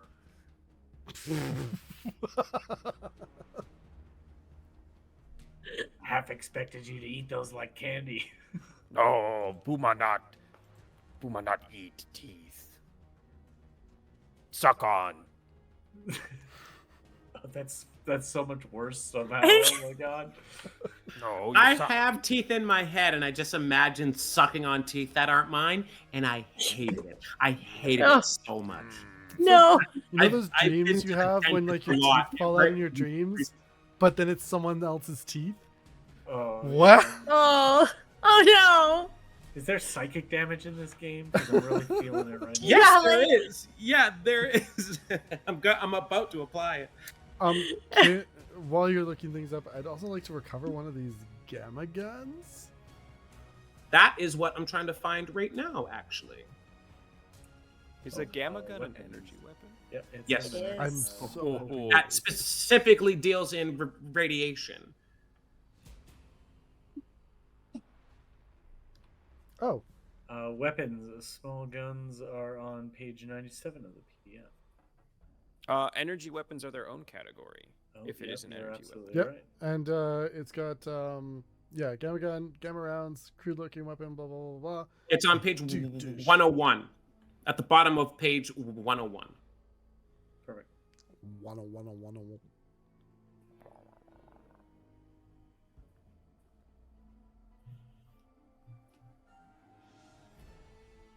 They almost turned us into deep dish.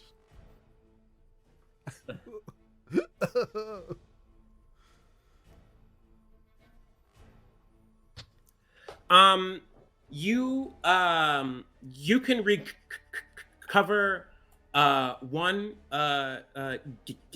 gamma gun from Brother Caius, and one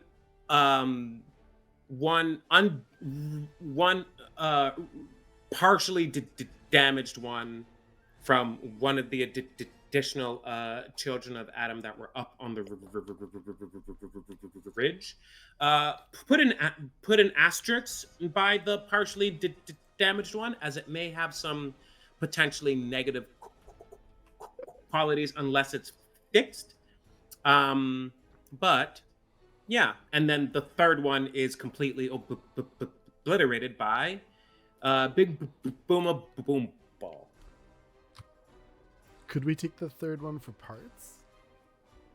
Yeah, you can get some scrap and scavenge.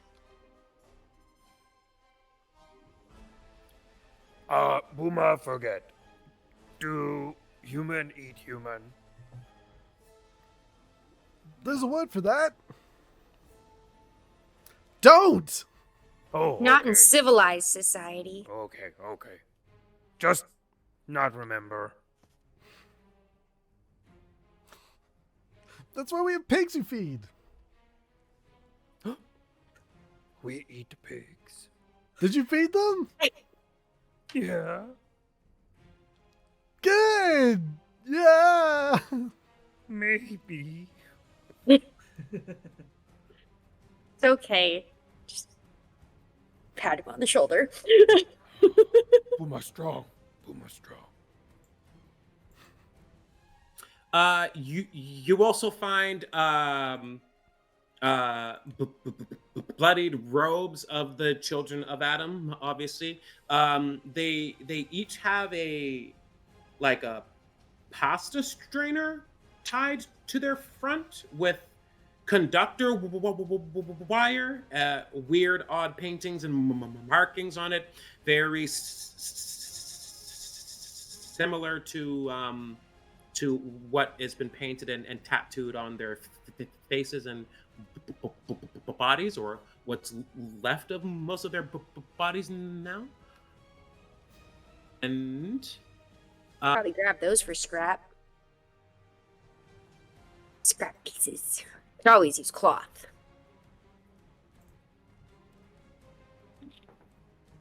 And if anyone would like to make a one more check, I'll let you roll a 2d20. Boom, I will look, yeah? Yeah. For perception or luck? You're actually just gonna roll 2d20 Oh, just straight up, yeah. and add the numbers together. Okay. 28. Okay. You find on one of them a recently harvested brain fungus. Whoa. Ugh. You want me to take that? Yeah. You take. Whoa. Yeah. And welcome in, Raiders. Hello, Raiders. Welcome!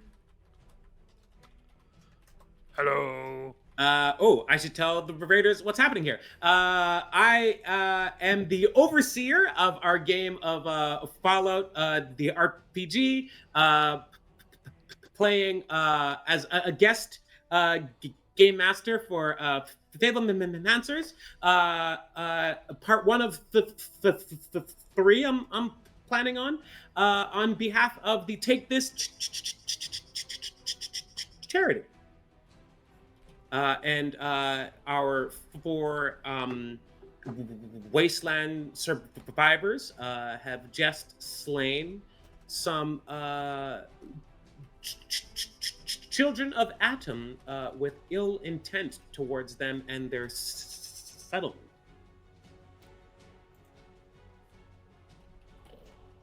With that, the waterways cleared.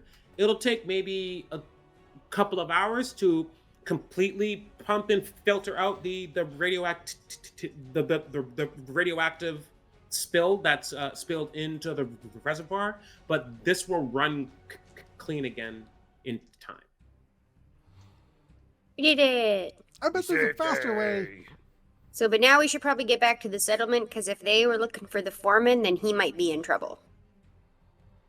Oh, good point. I didn't even think about that. Yeah, let's double time. Did you remember to turn the auto turrets on before we left? Not my job. We have auto turrets? Whoopsie. Can I attempt my Pathfinder to get us back to camp as fast as possible? Right before we leave real quick, can I just take a quick look around to see if they left any vehicles, if that's how they got here, or if they walked here as well? I will let you roll a. Let's see. Please make me a perception roll. Mm-hmm. And pitch me something that's not explosive. Yeah, I think for this one, like survival, being able to notice the difference between like glint of metal or just some rocks. Yeah. With a difficulty of 1. Okay. This is my tagged skill as well. Okay. So what mark do you have to hit for it then? 13. Okay. Oh, that's a 1 and a 2. Oh, that's like 4 successes. That's a lot of successes. That's wild. Okay, yeah, that's awesome.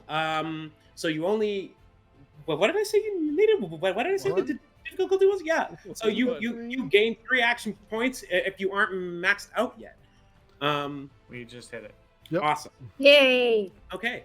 Yeah. So you find their tracks, and they seem to have traveled on foot. You're looking for any additional maybe vehicle or anything like that, but you just find the tracks of the 3 individuals.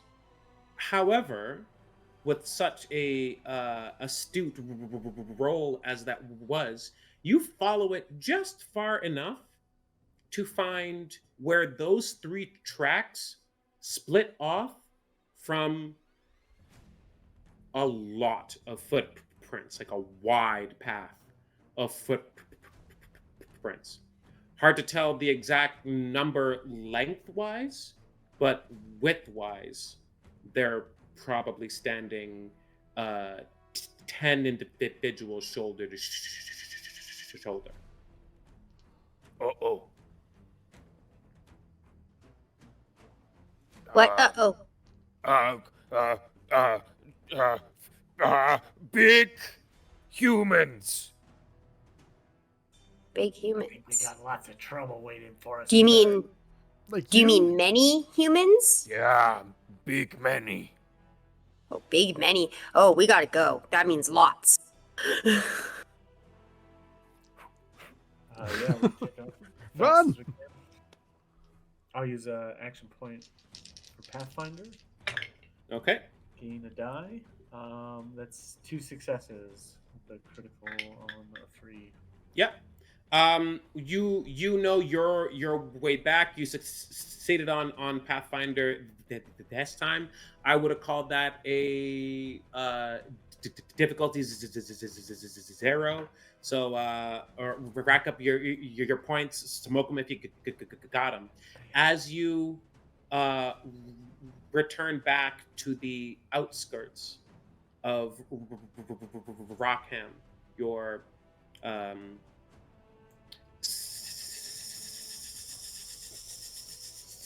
silly named but quite fond home. You don't need to roll to see what you see.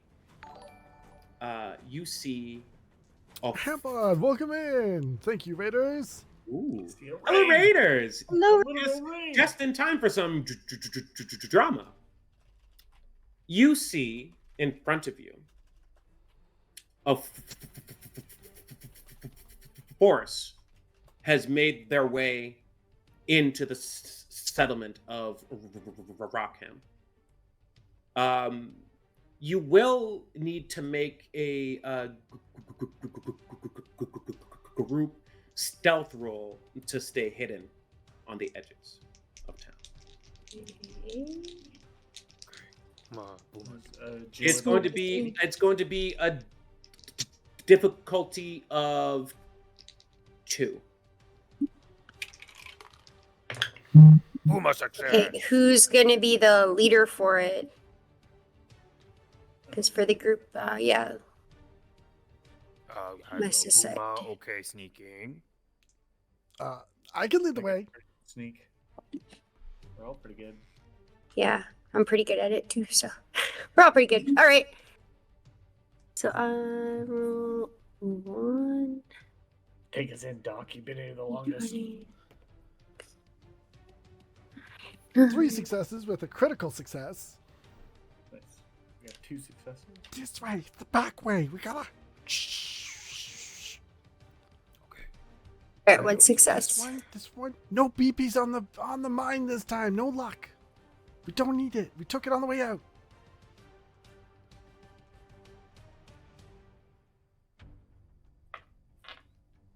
How many successes was it? I'm sorry. 1, 2, 3. Oh, it was 2. Okay. 3. Good, Yeah, I got 3. one. 3 from me. 1 from you. 1 from you. So Oh, so 5 total. Oh, 2 for. Oh, it's 7. There you go. You know your town.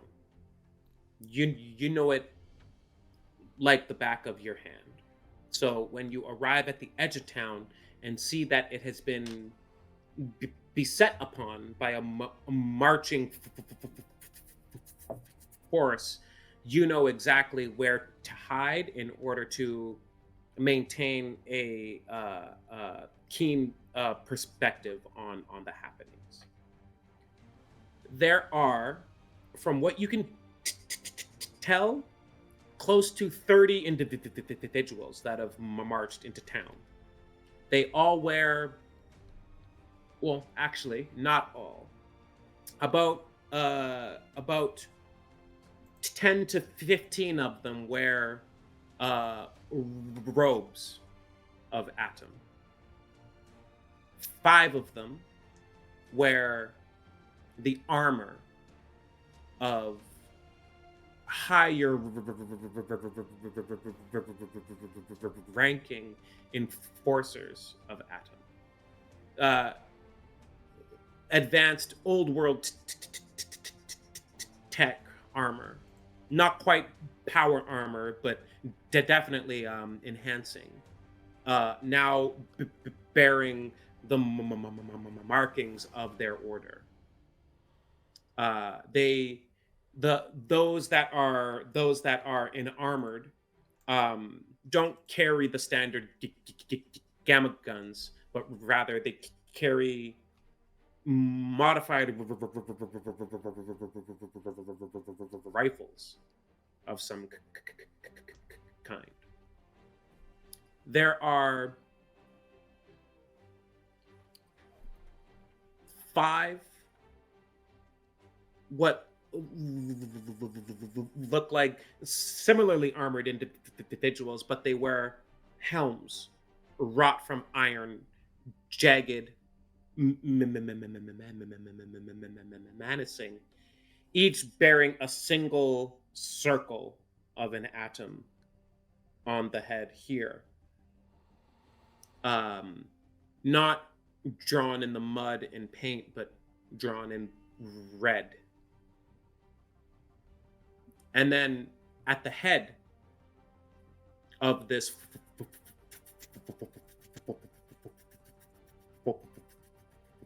force is a tall, armored, masked individual who wears the most ornate helm of them all, with a large pipe coming out of the top of it.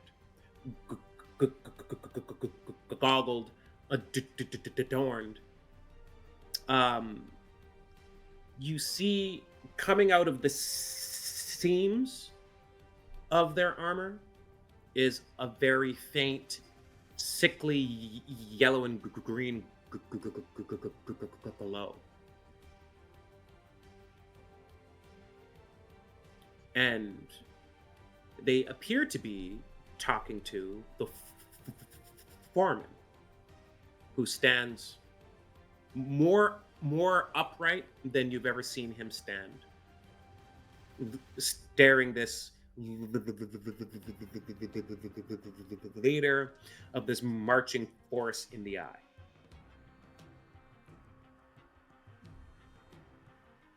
You can't quite hear what's being said. What would you like to do? Get closer so we can hear what's Yeah. said. I would like to sneak closer so I can hear. You rolled incredibly well on that stealth check there. But as you get closer, it's going to get a little bit difficult again. So I'll get you to make another stealth roll, difficulty of 2, please. Is that a group rule or? Yes. Sorry. Yes. Okay. Yes. Oh, yeah, baby. 1 second. I failed. 2. Don't forget your luck points. We also have a full batch of. You can use an action point to reroll. Is that right? Or is it 2? It's 1? 2 to reroll. 2 to reroll. And 1 luck point. Yeah. And your luck points are equivalent to your luck score.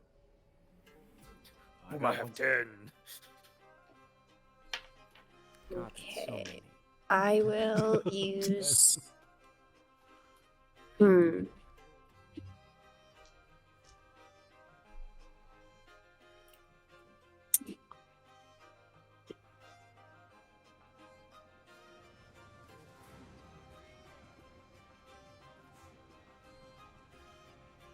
Much like real Fallout, luck is a real build in this game. It's so true.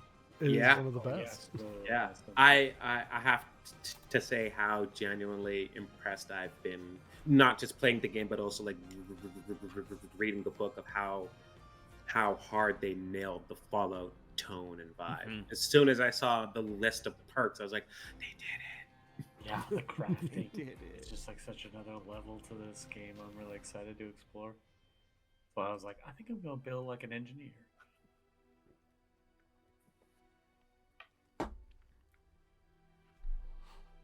You all right there, Bucket? I don't know what I'm doing. That's okay. If you're rolling stealth, since your stealth plus Yeah, it'd be stealth plus agility, wasn't it? Yep. Yeah. So, and then I rolled over the number. So- fail for bucket. Yes. And you didn't roll a 20, right? No. Okay. So it's just regular Yeah. fails. 160. So no added complication per se, or there is? No. No. Not this time. Okay. Great. So Layla, you get closer, but you get close enough where you know that if you advance closer, you can hear them, but they'll hear you. You're saying you're sneaking with dog meat and somebody knows you're there? Too real, man. Too real. Yeah. The rest of you managed to get just a little bit farther than that, and you can hear the conversation being had.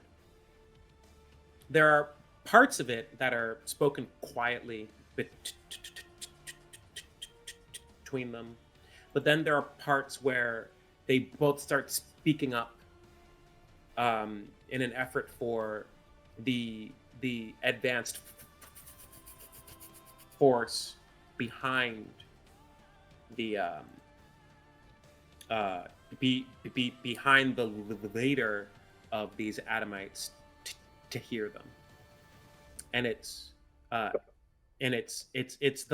leader that you hear first, who says in a very pompous, masculine voice, "You know, my predecessor spoke so highly of you, and you leave me wanting of the image that I had of you in my head." To which the foreman says back, "Perhaps you should have stayed where you were, as your predecessor knew well enough to do." The leader says, "Come now. I am the Inquisitor of Atom, and it is the duty of the Inquisitor to see that Atom's will is done, and to eliminate those who would impede me on such a path. As you can see, the devout follow me and outnumber the heathens who would stand in our way. The Grenade. Whom are not like words. How many in the blast of a bomb ball do I think I could envelop? I'm not aiming for the leader. I'm aiming for like the foot troops. Oh, yeah.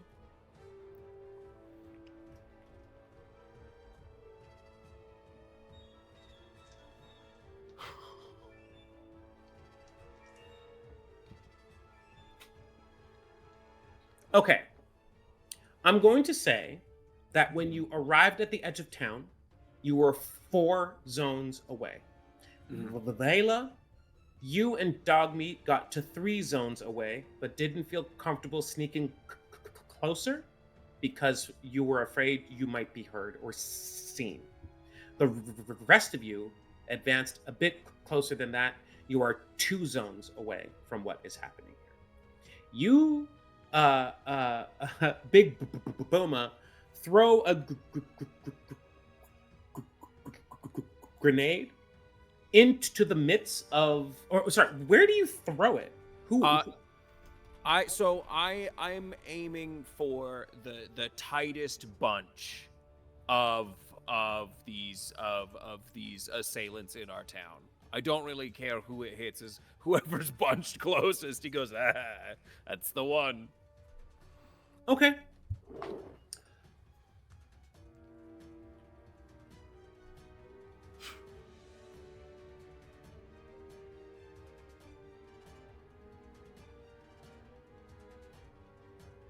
So, sorry, I'm just trying to figure out how exactly I want to do this here. then I'll take this moment while you figure that out to welcome in our next set of raiders. Thank you, Lollygaggers. The Lollygaggers are here. Amazing, amazing people. Go give them a follow. Here comes a shout out. We're in the middle of Fallout. We're in so much trouble. Our whole town is being held hostage by the children of Adam. We were just out trying to like save our water source, and they're all like, absolutely not. We got some beef with your foreman, who may be named Alain. Booma safety.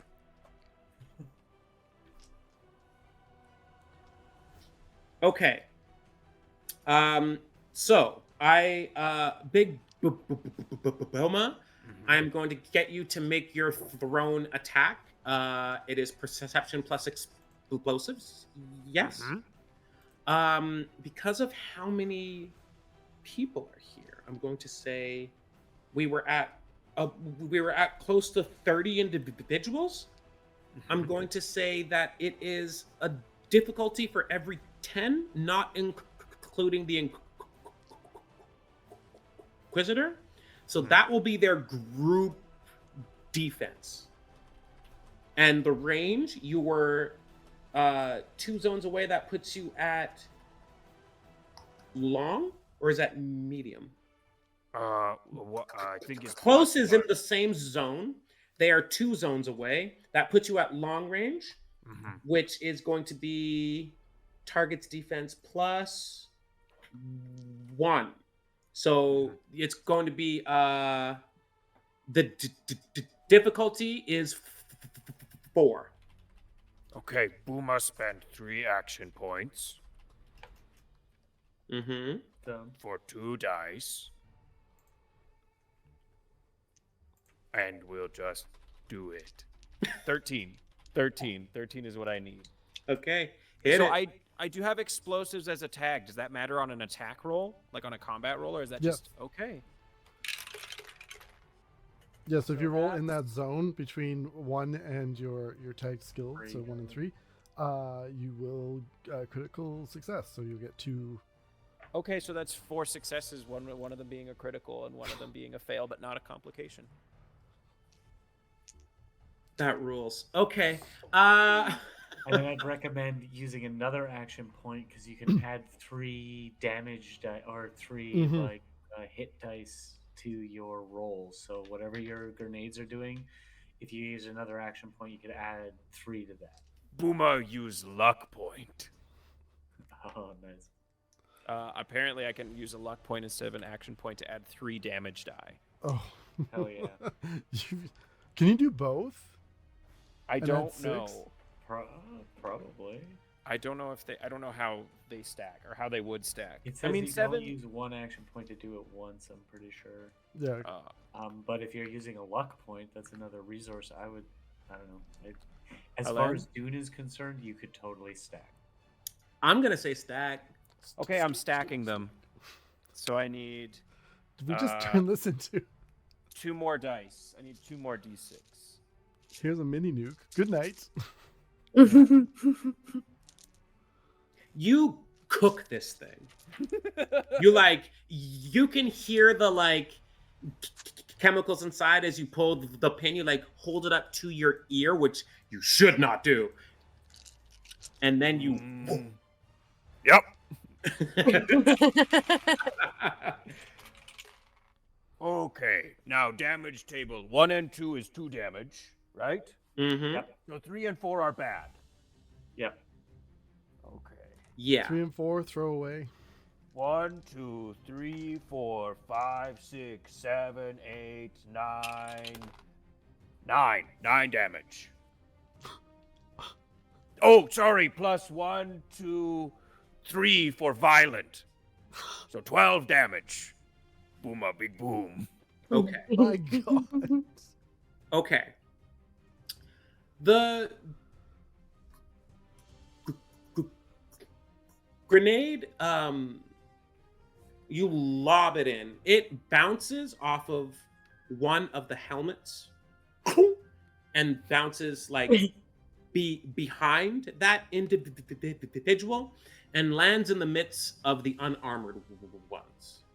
Oh no. And just Push duck. shrapnel dust. I talk with my hands. I'm pushed to talk right now because I don't have on headphones. Shrapnel dust, a swift gout of flame, but it's mostly concussive. And that is what you see as 12 of these 15 individuals fly outward. Big Boomer! You Stands shout, up tall. you shout Run big to the plane. Booma almost as loud as the explosion is. But the force isn't quite sure what to make of it. That they don't readily identify where it came from. At least not the surviving robed ones, and not all of the armored zealots. The 5 helmeted ones, though, the disciples, they see what has happened here, and they raise their radium rifles at you, and they are getting ready to take fire.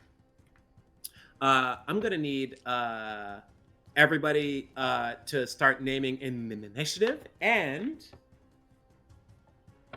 That sounds like a perfect time to find out what happens after the break. that's exact. Oof, out of the mouth of babes. Okay, we're gonna take a quick I'll say 7-minute human break, and we will be right back with more followed RPG Radiant Horizons. Stay tuned, everybody. Hello, everybody, and welcome back to Fable Answers, where we are playing followed RPG in episode 1 of our 3-part campaign, Radiant Horizon. Just before we jump back in, I would like to say an amazing thank you to everyone who's donated so far. We are playing this game to benefit Take This, which is an amazing organization that advocates and supports those in need of mental health advocacy and support in the gaming community. They do amazing work. They provide safe spaces for people at conventions. They do so much work to address a lot of the perpetrating conditions of mental illness that persist in the gaming space, both online and offline, both in public spaces as well as resources for those at home. They're absolutely amazing, and we have reached, I believe, Sam, you said 50% of our goals. We so just far? crossed our 50% margin. Yeah. So 50% of the goal is fantastic. So thank you very, very, very, very much. There's a link in the chat, so keep those donations coming in. Let us jump back in after that very heartfelt thank you. Now I must cause great harm to characters in a game as we play safely IRL. Bad things might happen here, unless the dice say otherwise. You tell me. So, where we've left off is your characters have caused chaos and confusion among the ranks of an invading force of children of Adam soldiers that are standing in your settlement, bullying and threatening your town's foreman. A huge swath of the invading force has been blowed up, for lack of a better turn of phrase. And the rest, the more armored and perhaps the better trained among the bunch, are in a slight disarray, but as soon as they get their bearings, they're going to be looking for where the attack is coming from. And you are outnumbered and outgunned in this instance by a lot. What would you like to do?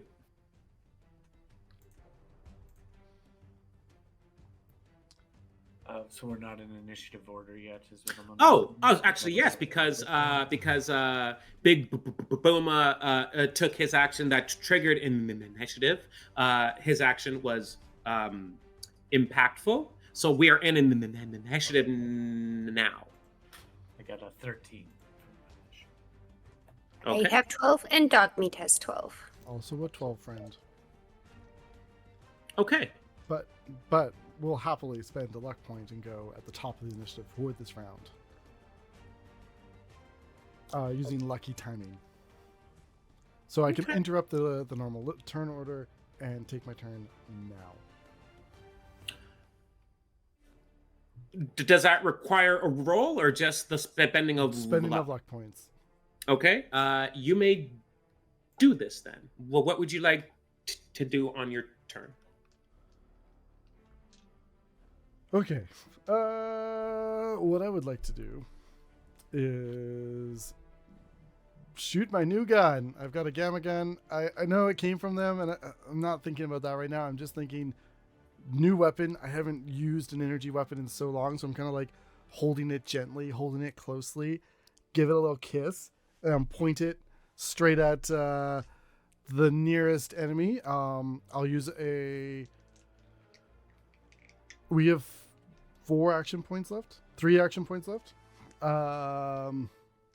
Because they're 2 zones away, right? Yes. Okay. So I will use my movement to go 1. And then I will use... Or rather, you know what? I guess it's the same. Because if I move into close range, I don't want to be in close range. I'm going to use my movement to go 1. Or I'm going to use the action point to go 1. And then I'm going to take aim and fire. Okay. So, I am going to say that the closest ones to you are the advanced disciples. That doesn't sound promising. Looking in my vats, like, uh-oh. Boop, boop, boop. These guys are tough. Where's that red skull come from? Just means aim extra hard. So with my aim ability, I will use that to re-roll one of my d20, which got me a 3 and a 5. So I have 3 successes, one of them being critical. Okay. Is that enough to hit them? It is. Ooh. Well, in that case,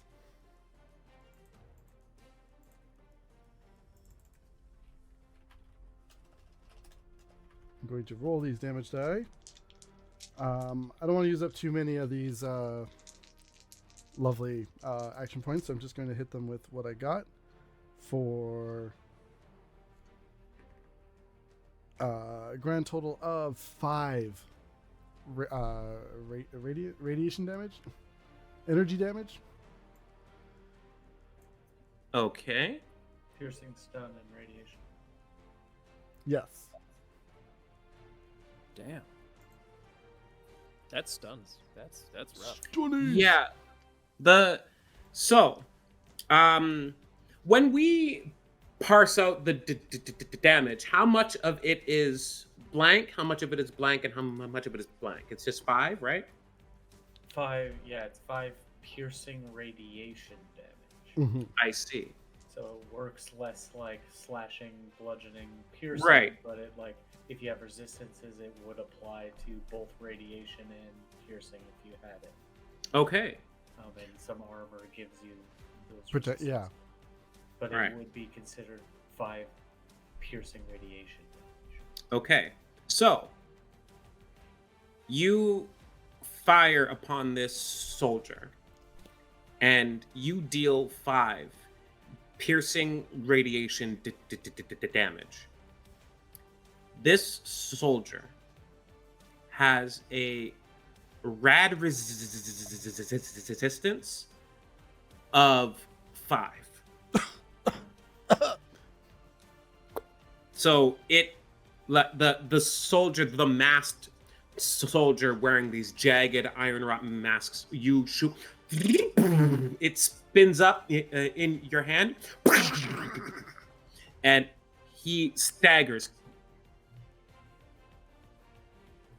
You can't see it, but you can almost guarantee there's a smile behind that mask. Whoa! Whoa!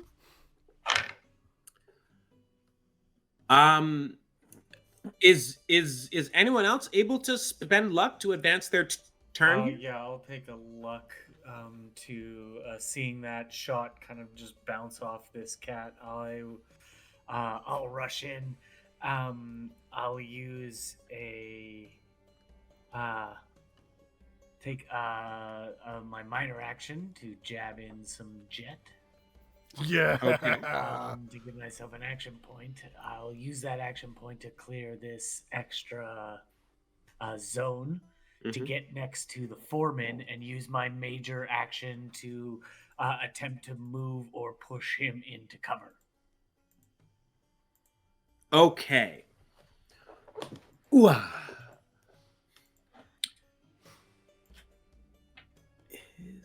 And as I run up to him and like put my robotic arm in like the center of his chest before I like shove him away, I'm just gonna be like, "Do you know who these guys are?" Heretics! Am I applying a difficulty to this action? Well, No. you don't have to. It's, I mean,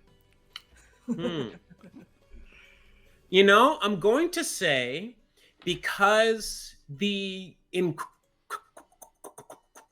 is there, distracted by the action, but knows his target, I'm going to say it is a difficulty of 3 to get the foreman out of there. And this will be a which kind of roll?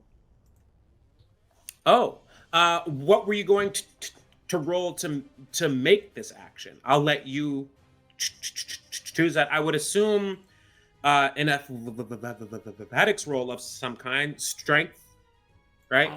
Yeah, I think strength is probably it. So I'll use another luck point to use my luck instead. And I wonder if I could use then survival or maybe even sneak to try and push him into like cover and get him out of like a line of sight. So I'll use luck and sneak. I accept that. Yeah. 6 and a natural 1. So 3 successes. So the explosion goes off. There are attacks coming from the fringes of this settlement now, and you swoop in just in the nick of time before the Inquisitor can turn back to the foreman and just swoop and carry him out of there. Yeah, I just plant my robotic arm into his chest and like just shove him into like one of the buildings like that he had maybe like stepped out of. And as the Inquisitor like turns back to face me, I just kind of like face him and I'll lock my like space helmet like on as if and like pull down the like shattered glass visor and just be like, looks like you're talking to me now, bud. Amazing. Do you have any other minor actions or anything that that you're able to do? That's your turn. Yep. Okay. Is anyone else spending luck to advance their turn here? I believe I will. Okay. But I'm going to use my whole, because I'm like way far away from everyone. You are where they were 2 zones away, you're 3 zones away. Yes, so I am going to use my major action to sprint, which will get me 2 zones closer. Okay. All right. So we got 2 action points if you need them. Juice them and use them. And then... Oh, I am like all over the place here. Yes, I will use... Okay, so on a turn in combat, you get a major action and a minor action? Yes. Correct. And no Okay. use as part of your minor action, unless you use your major action to do what you did. Yeah. You have a minor action remaining. Unless you use an action point to buy, or 2 action points to buy a major. Okay. So I will...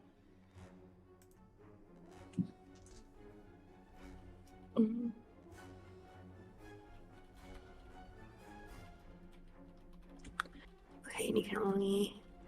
So could I use my minor action to go the rest of the way? Yes. Yeah. All right, I'm gonna do that then. So then I'm right up close. And then I will use an action point, just one, to hit the closest one to me with my power fist. Okay.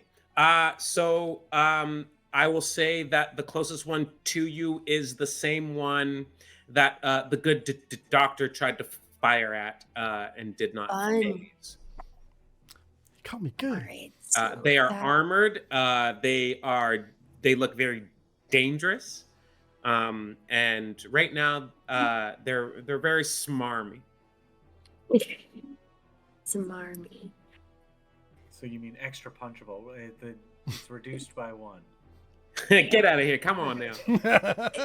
Okay, so the test, or the target number is 11. Okay. I got 1 success. Okay, you needed 1 success. All right. So I hit him in the. What is that? It's a 9. Okay. In the left arm. For.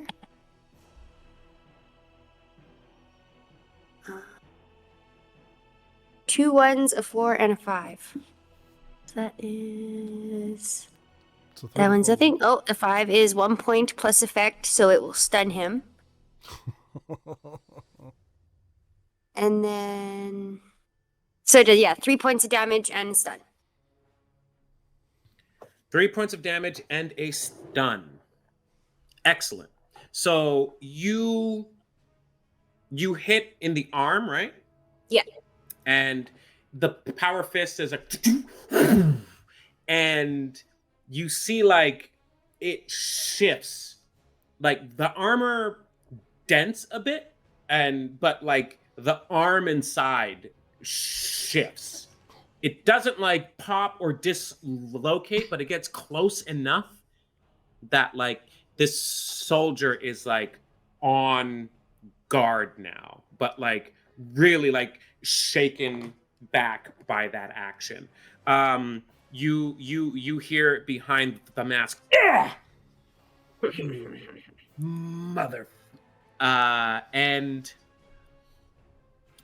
is stunned, which sucks because is that your turn? That will be my turn. God, So- dog me. Yeah, but because I used a luck point to. Yeah, so he's got to wait. Okay, dog meat shall wait then. Big Booma, your turn started this. Mm-hmm. I'm wondering, rules-wise, do we go through everyone before we re-initiate you into the initiative order? I think so. Like, I think I just get the first turn of the combat, and then it goes back to regular initiative. Right. Okay. Once this turn is Technically done. an ambush round. Yeah. Yeah. Okay. Yes, we have suppressed attacks. So I'm going to make a quick Which roll. wait. Like, so then wouldn't it mean that he goes again? Because he's got a 15 for initiative, right, Booma? Right, like that's what I'm asking is like, would he Oh. go? Because I think because he got the surprise, and then we do initiative, and then we use Right. luck to jump, and then I think he would have gone if there's no one above 15. There are several people above 15. Yeah, okay. So then it goes into a new round. Yeah. Okay. I Excellent. would like to use a luck point to go first. Yeah. If I may. You may. Thank you, Overseer.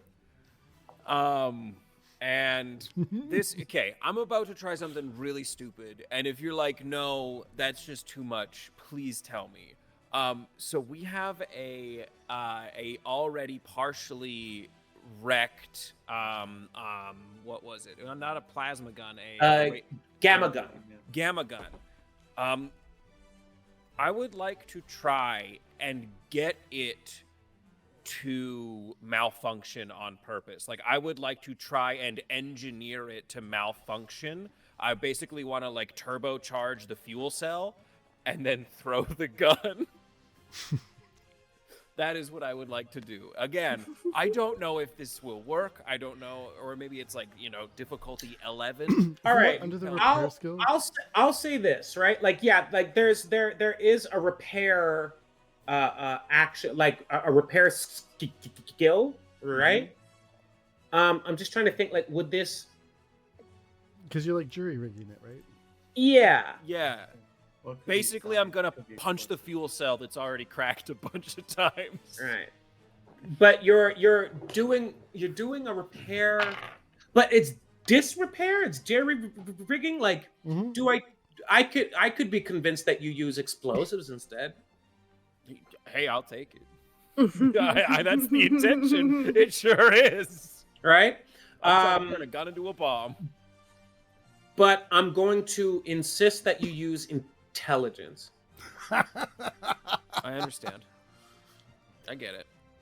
Unless Can you do that luck thing multiple I times? I can use another luck point, but it feels wrong. It feels wrong. But like that's what my build is meant to do. But I want to use another luck point, and I know I could, but it feels so dirty. It does Come on, feel come on. dirty. Do All it. right, I'll Use the another luck point. I'll use my luck instead of my intelligence. All right, what's my difficulty? For sheer dumb luck.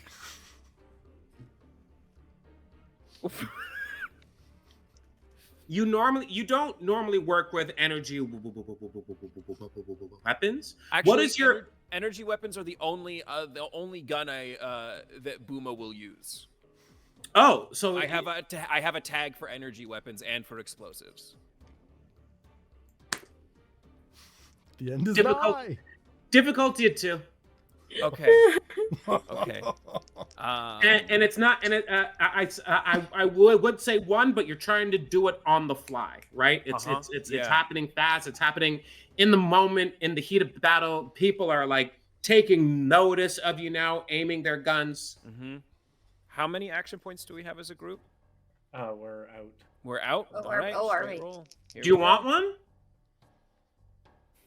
Yeah, you can buy extra dice from the DM by giving the overseer a Yep. single action point, and you can get one for combat uses this instance.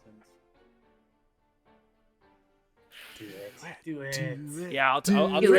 it. I'll make a deal with the devil. Let's do it. Overseer, can I buy a dice from you for one action point? Thank you. Thank you. Come on. Okay. So that is 2 successes and a complication. Uh-oh. Wait, hold on. Hold on. Does your explosive skill negate complication? What are you doing? I'm what's looking at happening? my luck points. I can use more.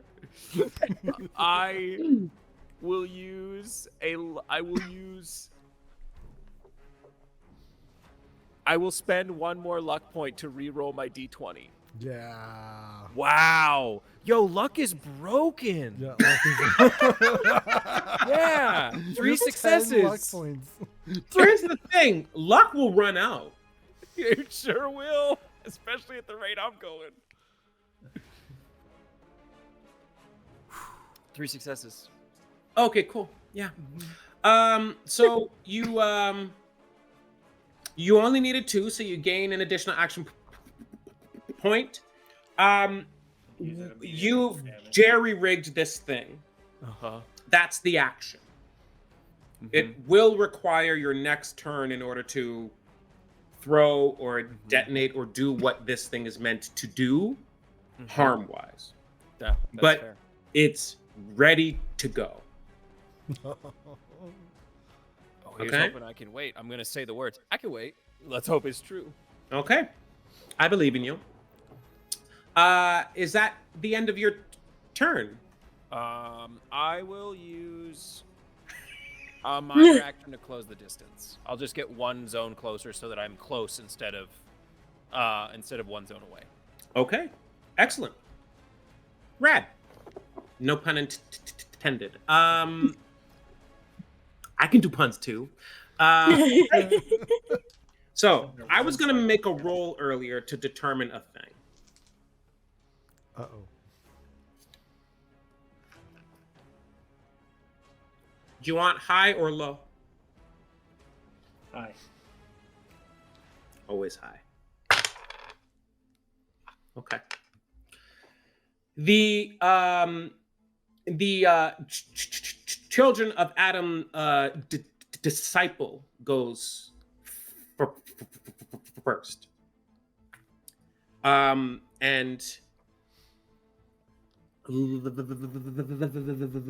Layla, you have inspired its ire, or his ire. Rifle on sling on the side.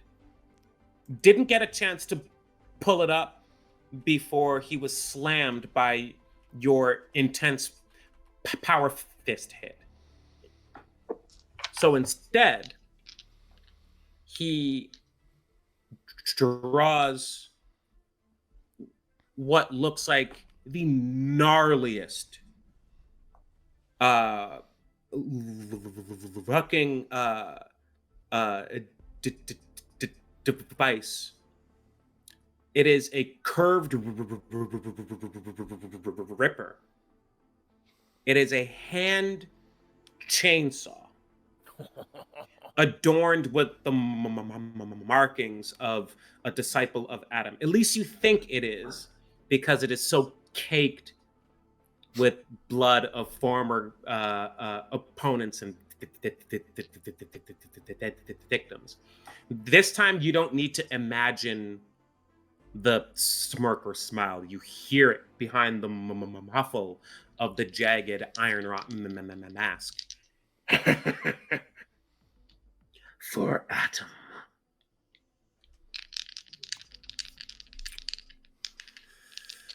Let's see here. What is your defense? 1? Same. It's squishy.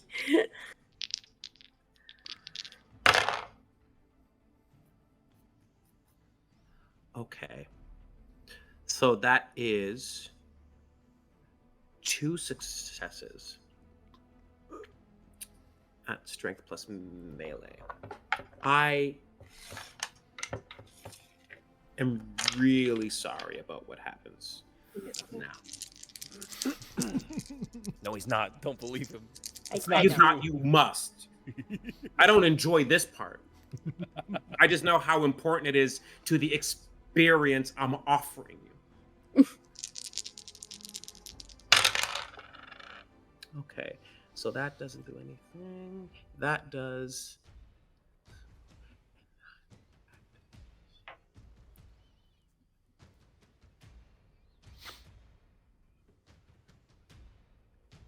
Okay.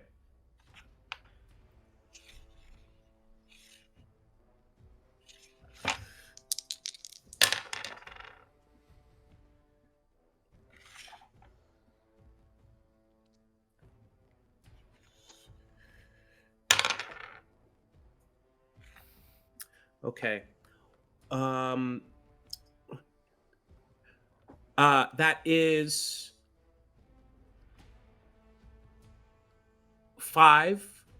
6 points of damage. That is one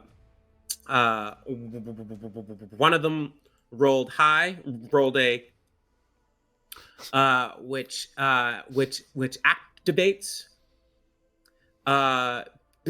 piercing, vicious physical damage. I have been afforded, thanks to you, 2 AP. I'm going to spend that 2 AP now to activate the final effect of this curved ripper, which will disarm you. That will knock your power. No, I heard it too. Yeah, I wanted you to live in it for as long as my stutter would allow.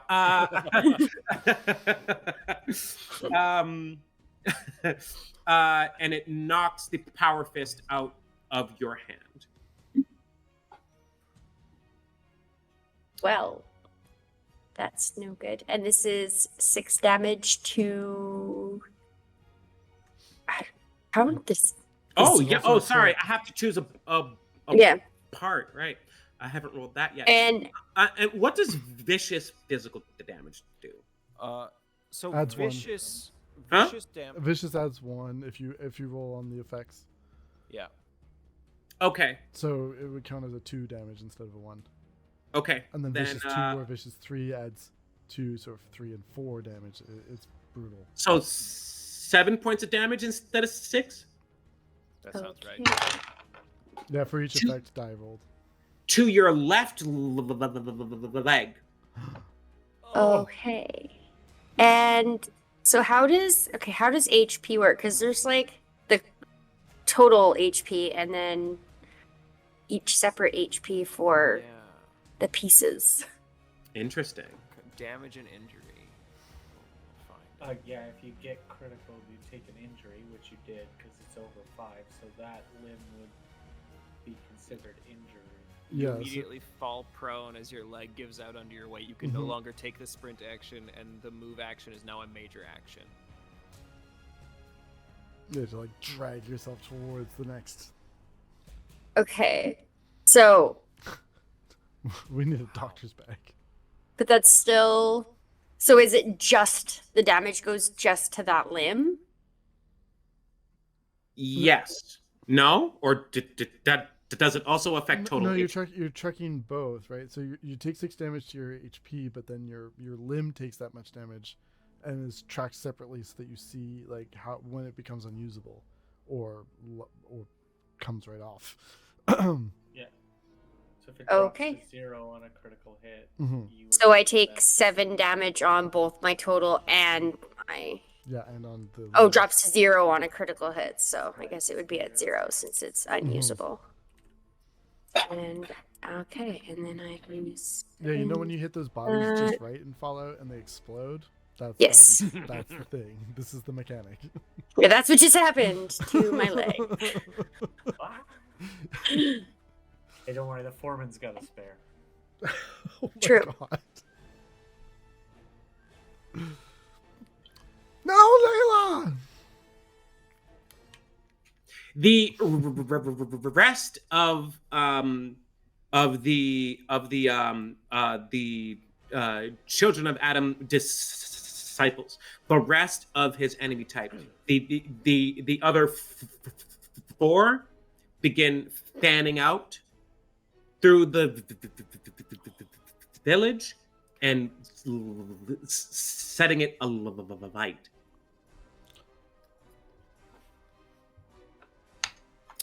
Now, I mean, we blew the them up. roll I made before this disciple took his turn would be to figure out who in the 17 range would go first. It was him. The next one is going to go now. As you see, or rather, you hear, Commander,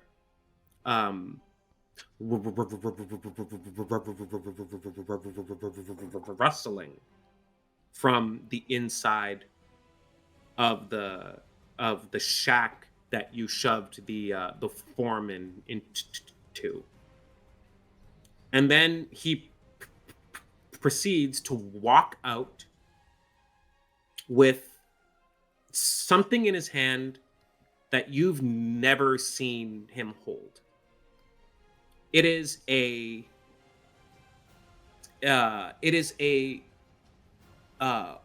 very like intricately carved, like delicately decorated black, but like how do you say it? Like with a sheen Glossy? to it, like a gloss black machine gun, and inlaid in the barrel, inlaid in the oversized drum of this thing are silver and chrome French curves and curls and decorations. And he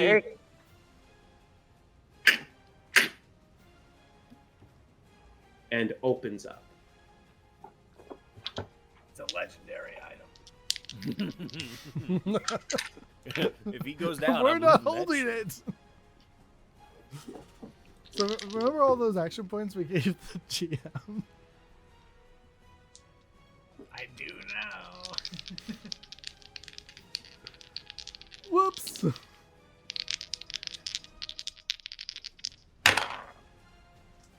Okay. Not So, okay. No, it's not okay.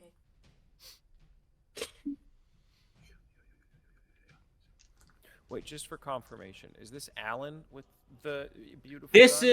is Foreman Allen. Yes. Oh, thank God. Yeah, I rolled a 7 and a 9. My target was 12. And that means yeah, he starts cutting down the disciples, the zealots. You've seen him with like a hooked and crooked back. Then for a moment, as you arrived home, you see him standing at full posture. And now you see his like prosthetic makeshift leg planted firmly in the earth as he assumes a stance like he's shot this thing, like it's old hat. Au natural. Boom, boom, boom, boom, boom, boom, boom, boom, boom, boom, boom, boom, boom. Starts cutting them down. Some of them are well, they're mostly all armored. So I'm gonna make some important rolls here.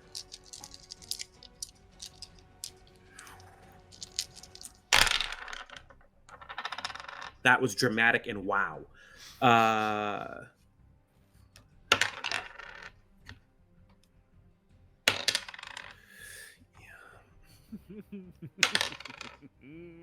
Okay.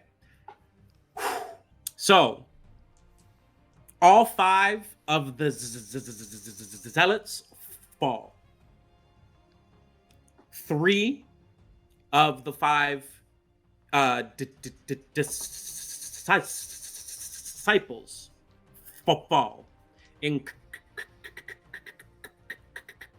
including the one in front of you, Doc, and Layla. Just cut down, piercing, puncturing right through his armor. You should know that Thompson's submachine guns are known as spray and pray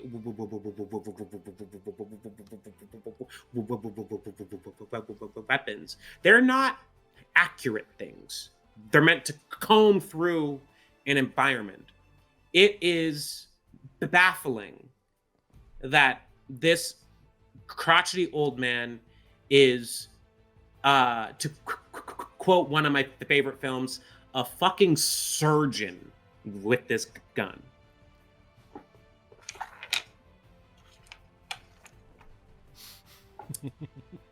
Nice. And the last of the individuals that he hits but does not cut down is the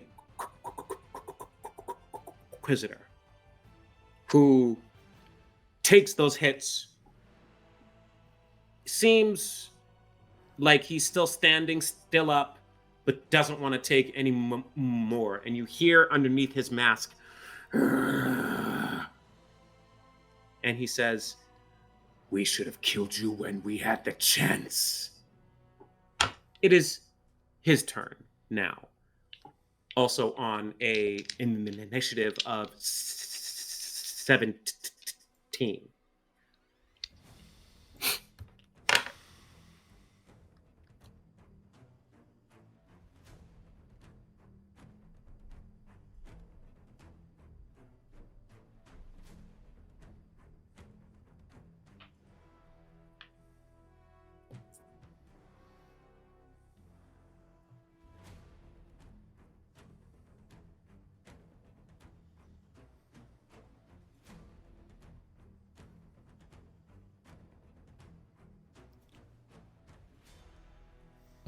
You see the Inquisitor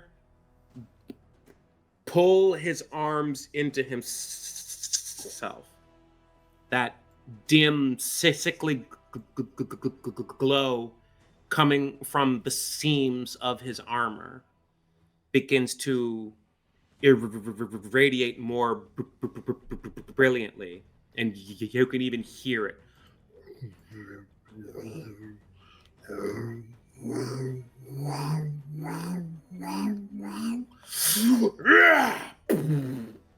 And a shockwave of radiation energy pulses from him. Most of you are one zone away.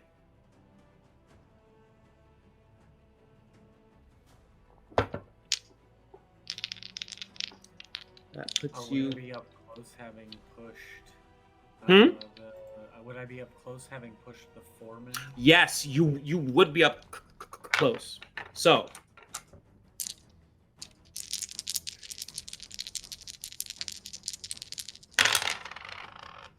Okay. Maybe take an additional.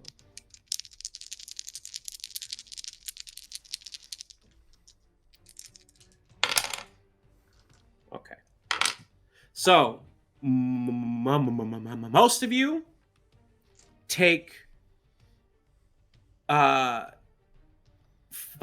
radiation damage. You, Commander, take 5 radiation and 5 physical for being in such close range to the shock wave. This wave puts you all in a haze. Some of you from the radiation, you, Commander, from the physical shock of it. So how does radiation damage work? I believe it stacks, right? Right. But it just does HP. Does it affect your total HP that you can get back? Yes. So it limits your maximum HP at the same time as reducing your HP. Mm-hmm. Uma, take no there's, damage. Radiation piercing damage, radiation X damage, bludgeoning damage. So just straight radiation damage affects your maximum HP. Okay. And if it lowers your HP lower than it would have been, it is adjusted accordingly. Indeed. So you're gonna need some rad way eventually when you wake up from your stun, as it is. And it is actually If it's 5 HP damage, yeah, I've got bigger problems. and it's actually at that point of the stun that puts you all on your asses. Would Uma, I'm immune to radiation and poison damage. Do I still get the same effects if I'm only taking radiation? Then if you're only taking rads, then no. Okay. You don't. But you do see your fellow allies get knocked back hard. Layla, how do you look? Dead? Crispy? Because if I took 5 HP damage, I'm dead. I'm at 0. Oh no.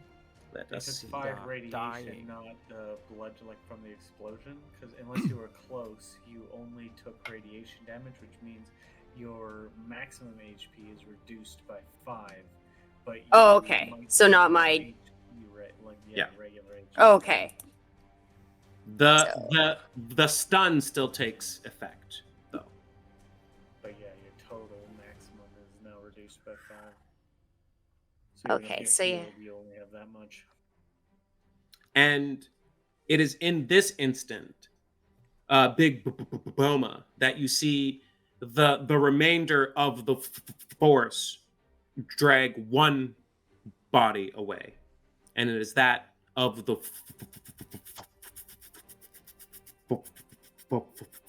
foreman.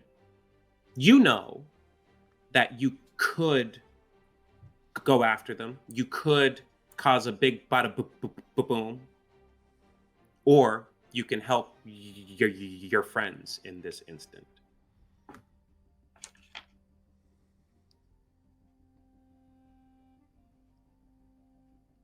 What will you do?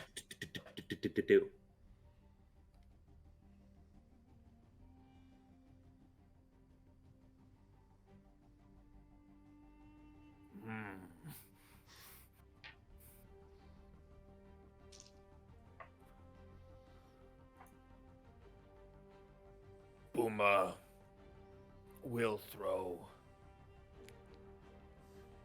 the gun. The boom gun. At who? At the Inquisitor. Okay. Make your throw attack, please.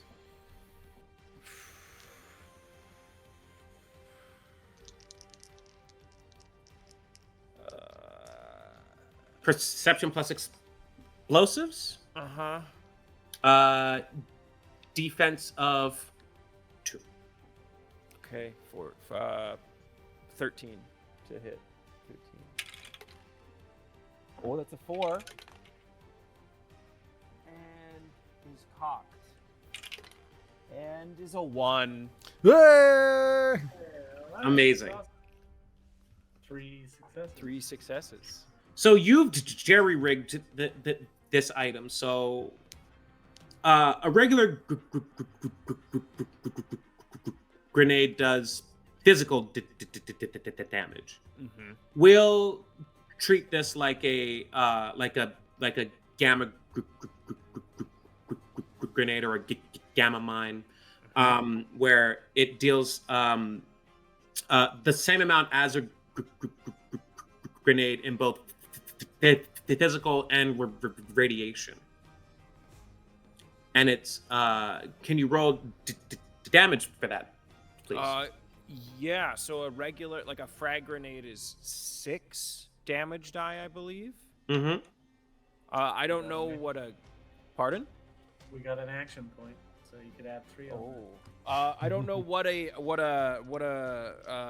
gamma grenade does. Well, I said we'll treat it like a regular I see. Yeah.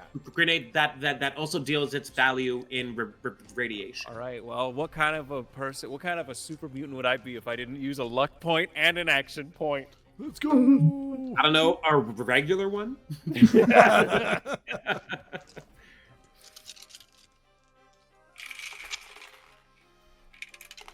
Okay. 1, 2, 3, 4, 5, 6, 7. You know 8. what? Dogmeat didn't get his turn. Dogmeat's initiative is 12. Yeah, not yet. We're still at. Okay. Yeah. Okay, just checking. 9, 10. And then I had 3 more dice that I didn't. No, 2 more dice because I rolled 10 and I have 12 right now. 11, 12, 13, 14 points of damage. Amazing. How many of those had the effect that were a 5 and 6? Oh, I counted the effects because I have vicious from demolitions. Oh, I see. I understand. Nice. You see, you cook this thing and it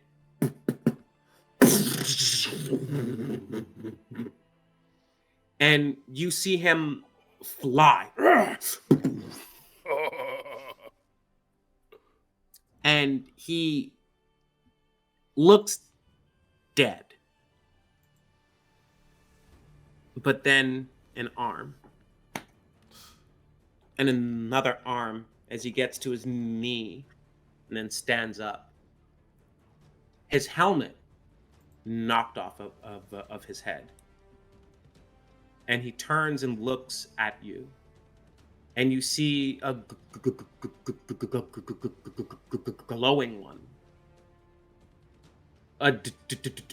Adorned with the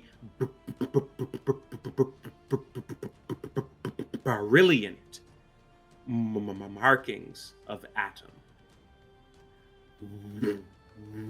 As the radiation energy heals, the same physical damage you did to him with that concussive blast. And he looks at you and he says, "Simple creature, Atom's will be done." And he picks the foreman up by the cuff of his collar and drags him away, leaving you standing alone to tend to your friends. And we're going to end it there. Nice. Awesome. So this was just episode 1 of 3 of something that I've been excited to play and run for a really, really, really long time. For everyone watching on Twitch, thank you so much for staying tuned and watching our game. Thank you so much for donating to take this, which is the cause that we are playing this game for. Thank you very much. Hey, I want to thank my awesome players for letting me run a game here again at Fablemancer. So let's have you introduce yourselves and tell the world where they can find you. Starting with Tim. Hi, I'm Tim. You can find me at Dinosaurs online. You can find me on Fablemasters all the time, and other streams. So I'll see you there. All right, and next up, Alain. Oh, hi everybody. My name's Lane, or Randolph the Gray is where you can find me on Twitch every Sunday morning for our regular Gurch stream. For those of you who don't know what Gurch is, you will. Come check it out. You can also catch me over at Another World Tabletop, where I play our regular Wednesday game, but also a bunch of other games. And apparently every once in a while you can find me here. And up next, Chef Cards. Hello. Yeah, I've been Chef Sam of Fablemancers, and I'm very grateful to everyone that came out tonight. We raised $55 for the Take This charity. Remember, the donations are open all weekend and all month long. You can go to the link there, to Vancouver by Night's page, and hit the link there, or any of the other followers like Another World that are participating in this raid stream. Or the stream train rather, for the entire weekend. Altogether, we are aiming to raise $1,000, and we are getting ever so much closer to that goal. So Take This charity supports AFK rooms at conventions, where they offer a safe space, a quiet space to get away from the crowds for our neurodiverse friends. There is help as well they offer services to assist with burnout and dealing with the industry and things that no one should have to take on alone. So this is a wonderful charity organization that we are proud to support. Other than that, you can catch us on Saturdays where we'll be playing Fallout for the rest of the month. And then we'll be getting back into our Strati game, as well as a couple of other surprises along the way. So stay tuned, and I'll pass it over to Bucket. Hi, I'm Bucket. You can eventually find me streaming Bucket the Goblin on Twitch at some point, hopefully within the next month or so. And in the meantime, you can find me hanging out with Fablemancers or over at Another World Tabletop. Amazing. And I have been again your overseer, Alain. You can find me eventually on Twitch streaming my own stuff, but you can most frequently find me at Quest Keep on Twitch and YouTube, where we play all kinds of fun D&D games and other tabletop games. Hopefully you can find more of me here with the great homies at Fablemancers, playing with more and more new friends each and every time. But it's my first time playing with Bucket, and it's been an absolute pleasure, and I can't wait to do it again next week. So please join us then when we jump into episode 2 of Fallout RPG Radiant Horizons. Sam, who are we raiding out to? We'll be hitting up Vancouver by Night. Oh, you can also find me at Vancouver by Night playing vampire and werewolf and anything. Honestly, he asked me to play because I'm down. I'm game. So let's jump over there. But until the next time, war never changes, but our hearts can. Thank you very much. Good night.